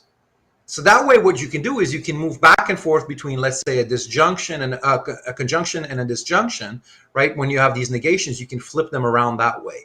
And these could be nice moves. So distribute and flip, go back and forth for DM. There's only 5 I'm going to put in the mix for you, and they're an added little tool in the toolbox. They're not the main tool. They're a subsidiary tool because what they do is they say the same thing differently, and that can only do so much mileage, as we'll find out soon enough. That's all I wanted to say about theorems. You can test them yourself, as I've just shown you with my freaky preview. There's lots more that we could be looking at. I mean, how many crystalline symmetrical snowflake forms could you have, right? Well, an infinity of them. Well, likewise for these theorems, but these are the 5 that will be most useful to us. And that's the one we're going to put in our toolbox. And importantly, the theorems apply only to the whole line. So for instance, right, suppose you have a situation like this. At line 4, you have this entire premise. You would get 0 if you applied T37 to a part of that premise. So for instance, if you decided to say, I'm going to apply to a part of that T37 in order to transform it into, it's not the case that Q and not P, just as T37, the cutting of the head thing that we just seen, right, this would get 0. However, if you have the whole line over here, you're totally entitled to use the theorem, and they always apply on the whole line. So you can go from line 4 to line 5, and that would be 4 in virtue of T37. So you said, for instance, that if Q, then P, well, that's like saying it won't be the case that Q and not P, and that's applying for the whole line 4.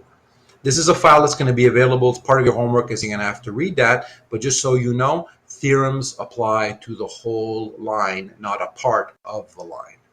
My friends, this was my super quick look at theorems that we're going to revisit next week. Is that clear enough for now? Type in clear enough if it's clear enough. Freaked out if you're freaked out.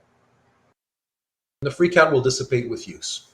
Clear enough, like just a first approximation, just so that if you see that in the solutions this week, you don't like, what's going on? What's T37? And I'm going to give a final warning about theorems.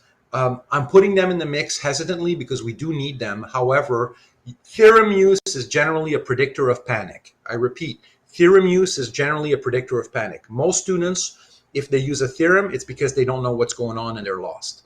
And then they're panicking and they're trying to restate things differently, and it typically doesn't work out well for them.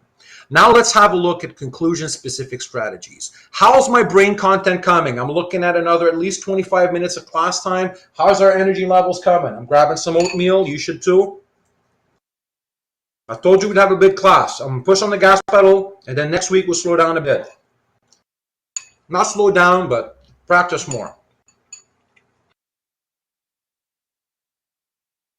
You know your brain is starting to be a little foggy when you say I anger and goog, right? I mean that it's probably hungry and good, right? Folks need to bring more food and more energy. You want to hang with me, right? Welcome to the dojo. Um, Conclusion specific strategies. What I'm about to say, I'm Goog too. I'm going to type in Goog. That's our new inner lingo in our dojo. You're doing Goog, that's when you're near the end of the class and your brain is starting to feel like pulp. Um, Everyone Goog? Hey friends, are you Goog? Type in Goog if you're Goog.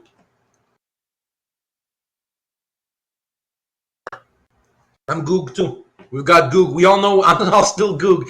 All right, feeling Goog. All right, let's do this. I'm going to show you something now. And it's going to be sort of advanced advice. And now we're going to go, now it's where we get a little more fun, right? It's going to be a little harder. And remember, this is going to be the hardest month of the year. That's the goal. And I'm going to push a little harder. And what I'm going to do is probably going to exceed what you can wrap your mind around for now. But trust me, over the next week, as you practice, this will all fall into place. Can everyone see conclusion-specific strategies? If you can see that, type in yes. This is the last spooky file we're going to be looking at. Everything from now on after that, as soon as we're done, it's just more of the same. The remainder of the semester. This is the last new content I'm showing you. And it's not so much content. Good. Thank you for letting me know that you can see this, right? These are now strategies. This is me coaching you on a good hunt.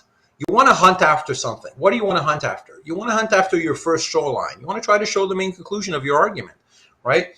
Fair enough. Well, sometimes you need some advice on how to do that. Here's some advice, and the advice is conclusion specific. What I mean by that is, what sort of animal are we trying to hunt specifically?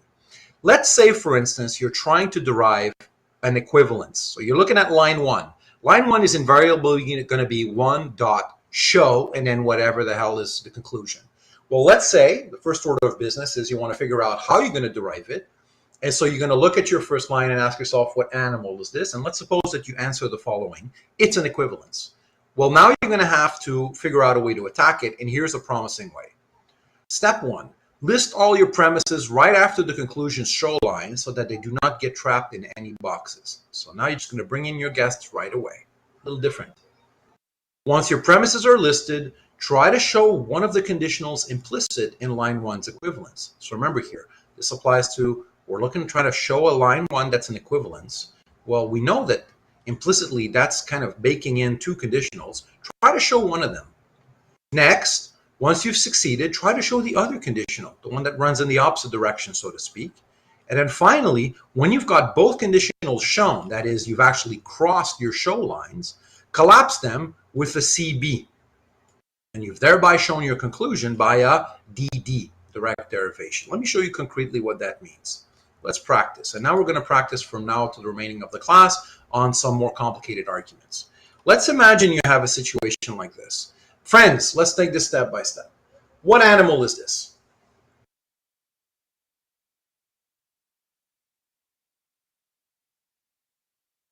It's an equivalence. And of course, the advice for showing stuff, typically the rule of thumb, and it was a rule of thumb, that means it admits of exceptions, was if it's a conditional, use CD. If it's anything else, use ID. Well, here's an exception to that rule. If you're looking at a conditional, here's what you want to do. Follow this advice. First, list all your premises right after the conclusion show line so that they don't get trapped in any boxes. All right, so here they are. These are all my premises. Leave them there. Then, once your premises are listed, try to show one of the conditionals implicit in line 1's equivalence. Okay, so let's imagine we had to show one of the conditionals implicit in that. Well, one of the conditionals implicit in that is if R, then S. Do we agree that if R, then S is kind of implicitly baked into this biconditional? Type in yes if you can see that. I'm not extracting it from that. I can call any show line I want, remember, but we can all see that this would be kind of a judicious show line. It would actually probably prove useful. Right. So notice here, I haven't done this. This is not what I'm doing right now. This is not what I've done. I haven't done this. I have not done this. Everything I'm writing right now in red is wrong, wrong, wrong. What I have done is I've just made an assertion. And remember, you can say whatever you want. You can try to show whatever you want. So I'm going to try to show this. Now let's imagine a best case scenario when you go blah, blah, blah, blah, blah, blah, blah, and you finally do it. You're able to show it. Let's say by line 7, actually, let's make this a more epic fight. It was a more epic hunt. You know, you were fighting and fighting and fighting the mammoth and blah, blah, blah, blah, blah. Lots of stuff happened. And you know what? Finally, my kids are freaking out. Finally, let's make this a really big battle. By line 18, you were able to show if R, then S. Holy cow. Or even, let's say, let's do it differently. You were able to show P. Let's do this over here, right? You were able to show P and not P, let's say, right? P and not P. And then over here, luckily the partner's taking care of the crazy animals. P and not P bought you what you wanted to show, let's say, and you showed it by ID. So you cross, box, and annotate. Cross, box, and annotate. And all of a sudden, all of this ends up in a box. Let me put a box over here, right? All right, my kids are losing it, but that's okay. And you've somehow shown line 6. And it was an epic battle, and I won't go into the gory details. And you were able to show it, let's say, by ID. You cross, box, and annotate, and live 6 henceforth becomes a live line. Let me pause for now. Can everyone wrap their minds around what could have happened so far? Type in clear if that's clear. Let's just imagine we help ourselves to the conclusion, right? To the end, skip to the end. We did it. So far, so clear?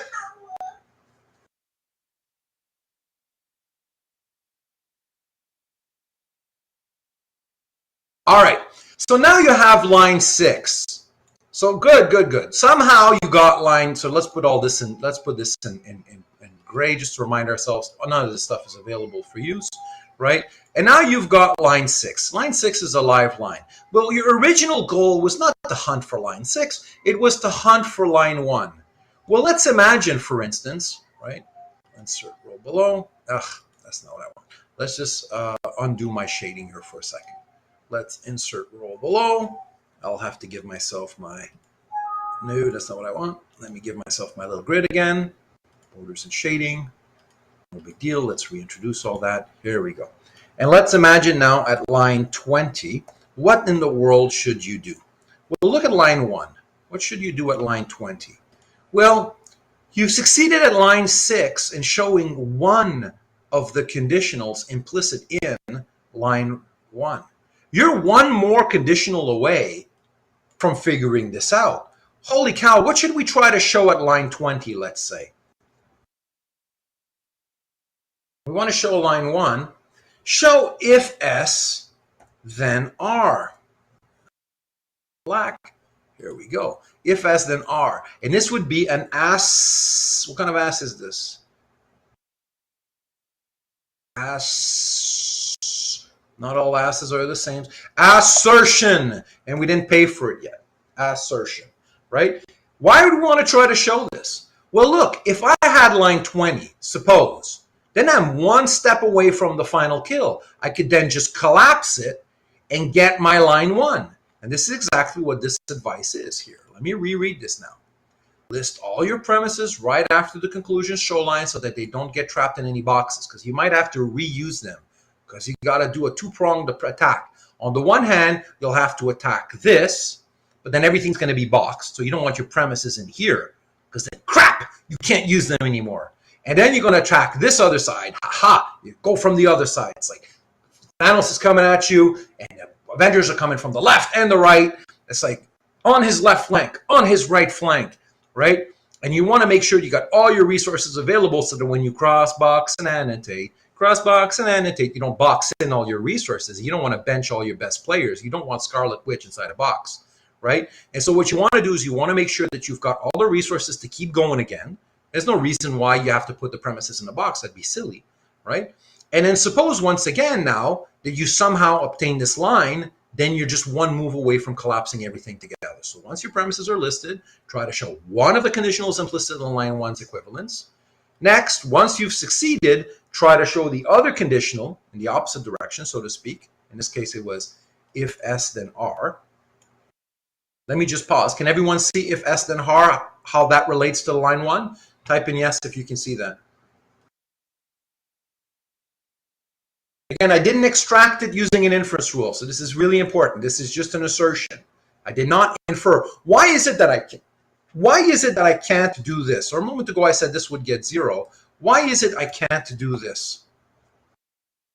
Why is this red part here wrong? Why is it that I can't do 1 by BC? There's a perfectly good reason. I haven't shown one. It's not available for use. It's not a live line. I haven't shown one. One is not the kind of line I can work with. It's unshown.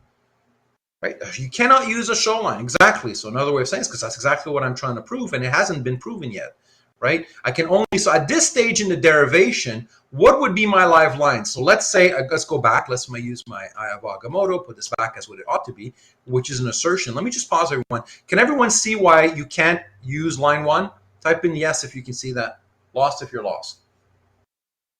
Like why this would be wrong. This would be wrong and all wrong. Like really, really wrong. Like I'd be pissed and I'd pull out my hair. All right, cool. This is, however, perfectly fine because you can ask for whatever you want to ask. Now, what are my live lines at this hypothetical stage of my derivation, right? What are my live lines? Let's name them numerically. What are the lines that are available for use in our manipulations here? 2 to 6. 2,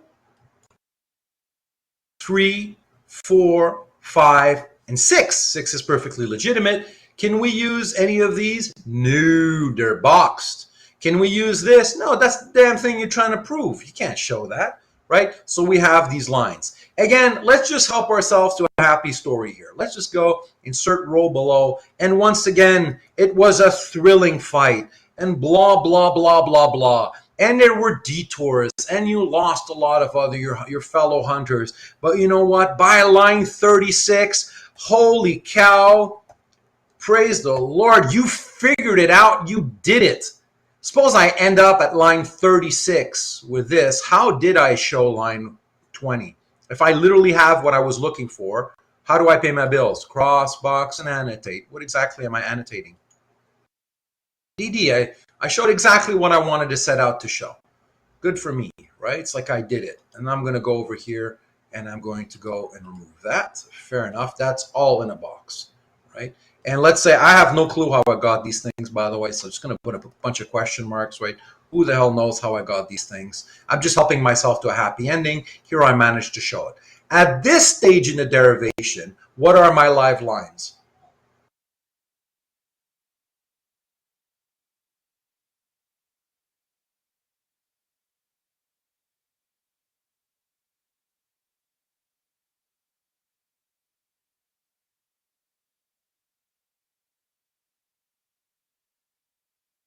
Ignore, Jaspreet, you got it, right? At this stage of the derivation, what I've got is 2 to 6 and line 20. Hold on, right? I've got this is legit, this, this. 6 was a shown line. It's been crossed, so I can use it. 20 has now been shown. Whatever the hell paid for line 20, that's not available for use. So at line 37, I'm one move away from the final kill, right? Let me just put these, I want on my little grid back here so we can all see. Oh no, this was not, that's all in a box. All right, so now at line 37, I got a choice. I can do whatever the hell I want. Now, what am I going to do? Well, I'm going to take line 6, and I'm going to take line 20. And when you've worked really hard for the kill, this is going to feel good. And what am I going to do? What rule am I going to use? I take line 6 and line 30. Sorry, 36. No, 6 and 20. That's right, 6 and 20. 6 and 20, and I'm going to go CB. What do I get if I do 6 and 20 by CB? Give me a space here. 6 is this. Let me put this in color coding so everyone can see it. 20 is this. What do I get? If I collapse these two by CB, I get what? I get the damn thing I wanted to show. right? I get this. Perfect plumbers, can you verify that that's perfect plumbing? Type in yes if this is perfect plumbing. I take line 6, I take line 20, I collapse them.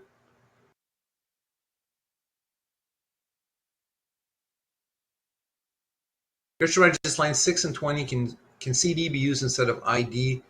Yeah, however, they're going to be shown, right? So Gersharenjit, I skipped to the end, right? So how they end up killing those particular animals, Gersharenjit, presumably it would have been by CD.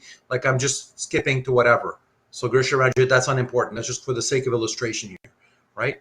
And so once I've got this, well, what have I done? Well, I've successfully shown what I wanted to show at line 1, namely the damn thing I wanted to show it. How did I show it, people? If I end up with R is equivalent to S at line 37, how have I shown line 1? By DD. By DD. Exactly. And then what you would end up with is the following kind of boxing, importantly, right? So now when we cross box and annotate, cross box and annotate, cross box and annotate, always in that order. It's kind of messy here. Let me just kind of clean all that up. Let's do a recap of how we did what we did, right? You'd end up with, you'd end up with a proof or derivation of line 1. Right? And how did you do that? Well, you did it in a two-step fashion. You were able to show line 6. And here's the story in the box. And you were able to show, that's not what I want. That's not what I want. You were able to show line 20. And if you want to go over details, they're all in the box. And then what you were able to do is you use this now shown line. And again, these colors are just for the convenience. You were able to use line 6, which is now available for use because it's been crossed, and line 20, which is now available for use because it's been crossed. And you use 6 and 20, and you collapse them using the inference rule CB, which directly showed what you wanted to show. Hold on, over here. I just want to make that nice and neat. There you go. And so that's how you would go about killing a equivalence. Let me show you what that would mean concretely. But before I do, let me pause. Does that make sense, my friends, now? If that makes more sense, type in yes. If you're completely lost, type in lost. I'm hoping it makes more sense.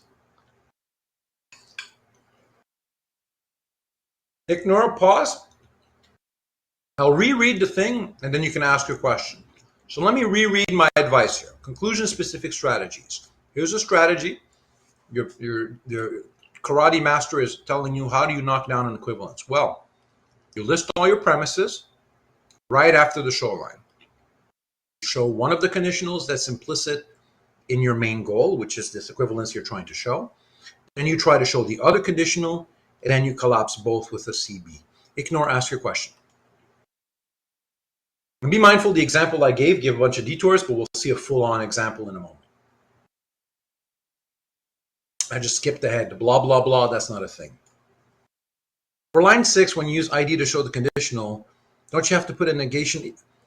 Oh, yeah, presumably. And this is where ignore, don't get too hung up on this. I just wanted to cut to the chase here, right? But here's how it would look if you actually worked it out more carefully. So ignore. Let's have a play-by-play, everyone. All right. So same damn argument as we had a moment ago. You're trying to show this. Let me move this other version out of the way. All right. All right. This is your argument. And it has as its conclusion an equivalence. All right. Fair enough. Here's the conclusion. Here's the premises. Importantly, you're going to put the premises immediately after the conclusion because we don't want them to be boxed in. The first thing we want to do is we want to try to show one of them. And here now we did the proper thing. What animal are we looking at, ignoring everybody else at line 6? What animal are we looking at? The one I've selected. The conditional. And when you see an elephant, shoot it with an elephant gun. So what method should we use to try to derive line 6? Given that it's a conditional, we should try to use CD. And now we did our good reflexes, right? This is the full version, not the abbreviated version for illustration's sake. Assume the antecedent, try to show the consequent. What's line 8? What animal is it?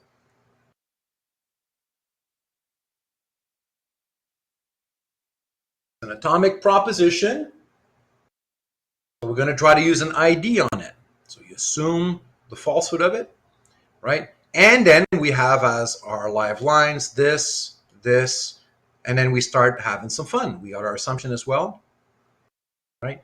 And then we say, okay, this by simplification, blah, blah, blah, blah, blah, blah. Let's recap all those moves. Let's do them slowly. Let's actually see some practice here. Line 10, look at what line 10 does. It says 3 by simplification. You look at 3, and you simplify one of its conjuncts, and you end up with not Q. Can everyone see how we got line 10? 3 by simplification. Type in yes if you can see it, no if you cannot. 3 by simplification. And notice, I want to hear from everyone. Yes if you see it. We're going to do this. We're going to do this right, and then when we wrap up, but I'll send you on your way good enough. Right? It's a conjunction. One of the reflexes I told you is always simplify both conjuncts of your conjunction right away, even if you don't know what's going to happen. Fair enough. Well, what do we do here? Well, we have also this conjunct. So at line 11, we did the same thing, 3 by simplification, and we pulled out our other conjunct. Type in yes if you can see that. I'm going to go line by line with all our receipts down to line 16. 3 by simplification. That's generating lines. It's nice. Why not generate more lines? 7 and 11 by MP. So 11 is this. 7 had my R. So if I take 11, which says if R then P, and I had my R, then I end up at line 12 with P. Type in yes if you can see that. Step by step, perfect plumbing. And notice here we're using our new inference rules, right? The ones that we added today. At line 2, we took line 2. At line 13, what you did is you take line 2, and where's line 2? And you say, oh no, where are we? MP, line 2, add. Is this correct? I've got a mistake in here. That's a mistake. That's a mistake. I've got a typo in here. Do I have a typo? Line 12, right? Line 12. That must have deleted. Did I delete that by accident? 12 by addition. Yeah. Let me just lose my Ayabogomoto. Did I delete that? No, that's a typo, but yeah, it's line 12. Thank you. That's just a typo. That's must have gotten deleted in the course of discussing this stuff. Cool. Line 12. All right. So what we do is we take line 12 and we do addition. Good spotting, Ignore. That's because these are text files, and that's why I keep a safe one on a copy that's safe, because when I'm teaching you, I keep messing them up, and I introduce mistakes because I keep touching them, messing them around. Can everyone see how we do line 13? We take line 12 and we do addition. Type in yes if you can see it. Bump knuckles to ignore. We keep going. 12 by addition. And now you look at over here, line 2, right? Well, we gave ourselves the antecedent of line 2. Ooh, that's fun. And then we get to run a modus ponens 2 and 13, and that's going to give us our consequent, which is going to be S. That's terrific. And look, yes, we can now pay our bills. And that pays for this bill by ID, which pays for this bill by CD. And notice all the boxing. So let's go from line 1 to line 14. So far, so clear, everyone? Are all these lines clear? It was nice to proof that stuff. I have to remind myself to clean the actual file from one typo. I'm just going to open up that file right away for myself. I say clean. Line 12. All right, cool. Just gave myself a little reminder that I got to clean up these files. Good. All right. And then what do? Well, that's half the battle, right? We won now the other half. And so what we want to do is we want to try to show the other half. But look, we can actually do a little shortcut. By the time we reach this stage, what are our live lines by the time we reach this stage? 2, 3, 4, 5, and 6. So you gossip. Can anyone see something? Well, you see 4 and 5. What could I do? If I did an MP on 4 and 5, right, what do I get? I get its consequent, which is exactly the other side that I wanted to show, right? So this is kind of a quick way of even getting it, right? Like by line 15, I can obtain that other side of Thanos that I wanted, right, just by doing lines 4 and 5 by MP, and that gave me that other half. And then while I'm one step away from the final kill, I take line 16, line 6, and I take line 15, and I collapse them, and I've got my kill. My friends, did you follow that? Is everything clear? Type in clear if that's clear. Question if you had a question. This was the well worked out version.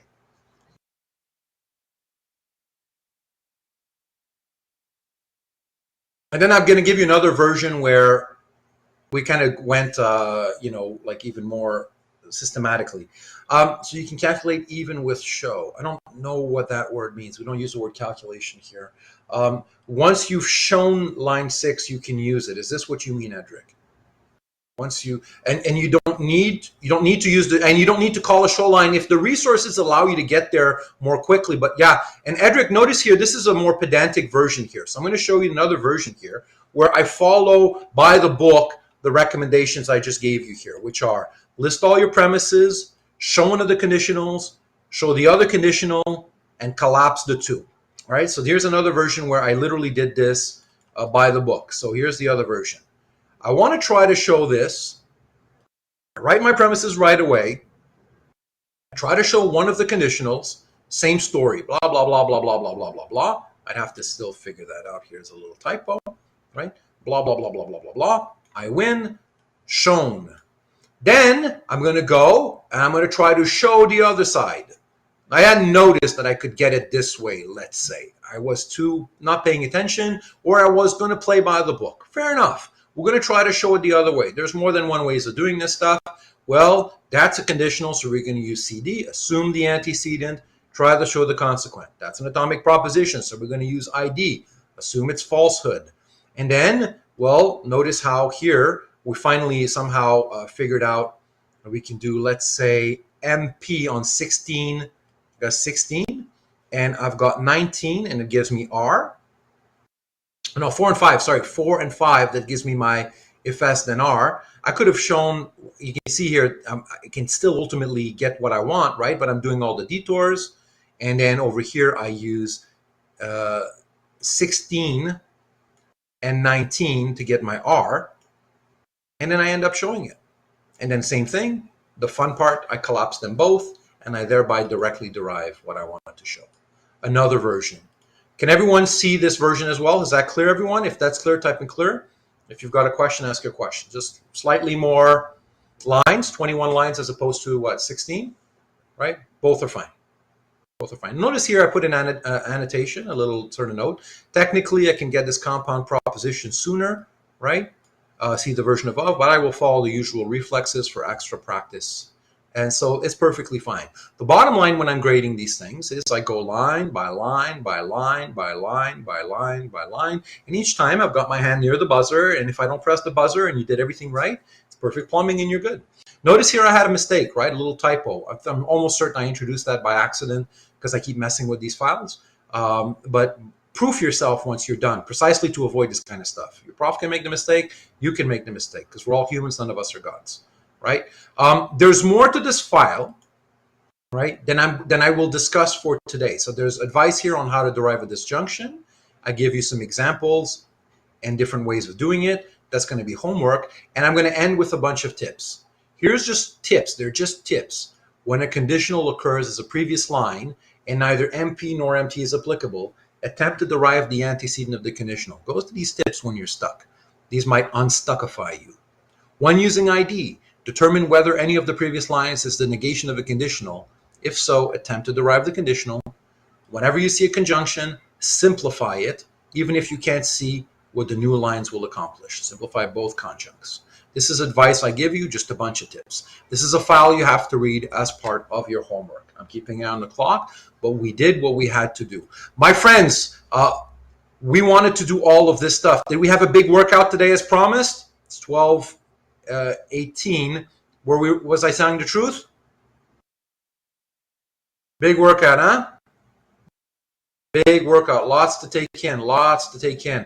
All right, let me just immediately make available all of your materials for week 10. So now I'm going to go on the main Moodle page, and I'm going to give you a plethora of goodies for you to work on and to study and to practice this week.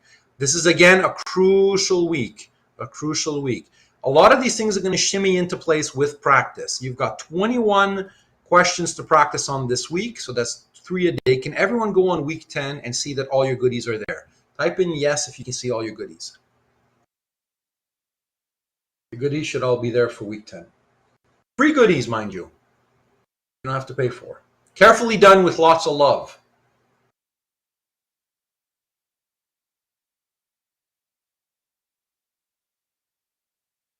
One can see those?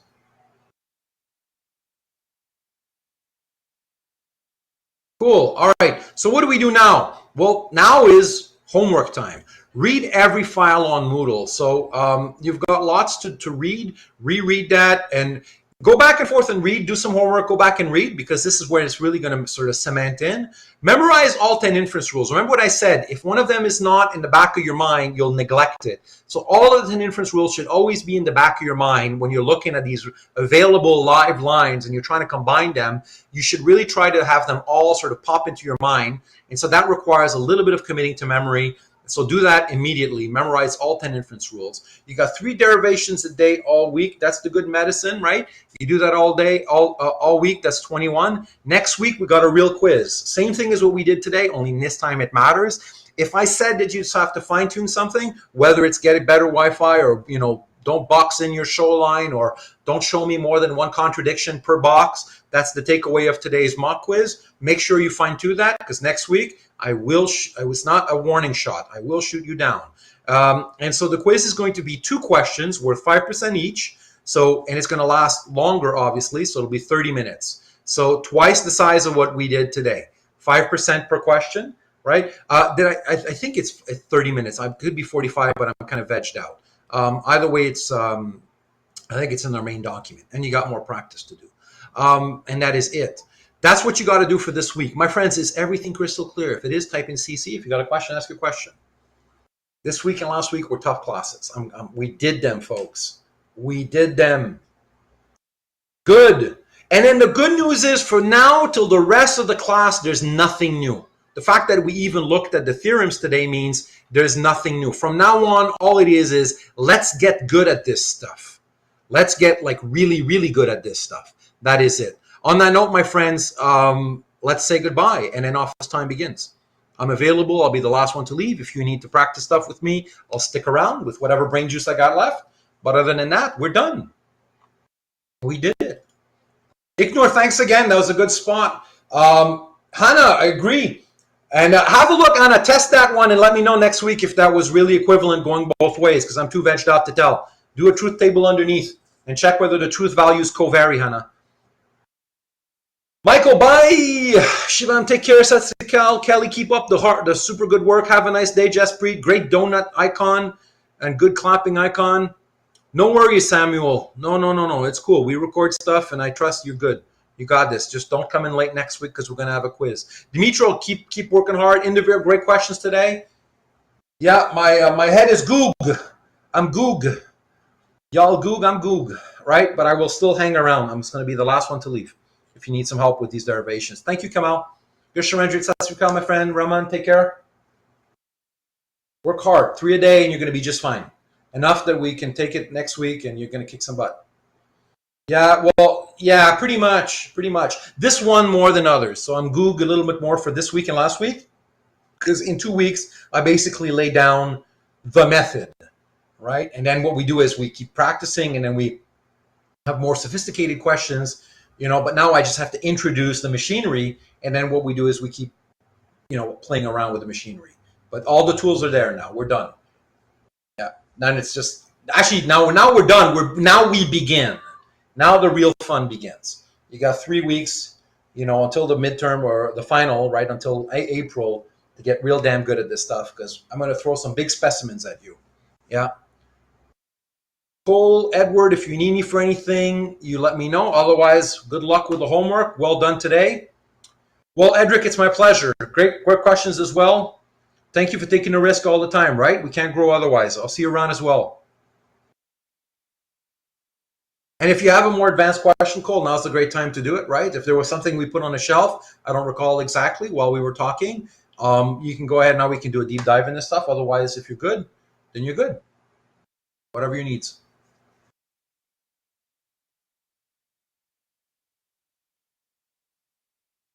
This is logic. This is now we're doing it.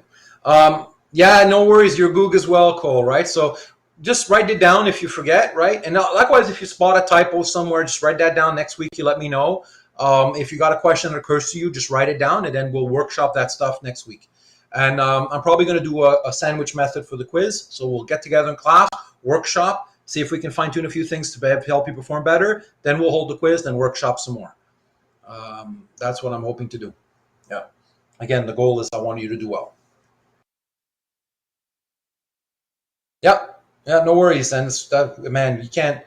That's why immediately when folks spotted there was a little typo, I'm like, oh God, I got to go back and fine tune that because I can't hold it all in my head. I'm multitasking, I'm talking, I'm clicking and changing files, looking at the time. Yeah, I'm Goog. But it's a good Goog. I'm alive. I won't be Goog when I'm in the ground, that's for sure. So it's a reminder I'm alive. Same for you, right? Let's enjoy it. Yeah, good stuff, man. Good workout. Agreed. And bring your food, bring your coffee if you want to hang in there with me. Because the sensei is there's a reason why I'm the sensei. Right? Been doing this for a little longer, know some tricks. Not smarter though. Definitely not smarter, but been doing it longer and know some tricks. Cool. See you next week. Well done, everyone. That's it for today's class. 21 under your belt by next week, and we should be able to do just fine in the quiz. If you don't, you don't, though. You're screwed. And that's what it is. All right. Well done, everyone.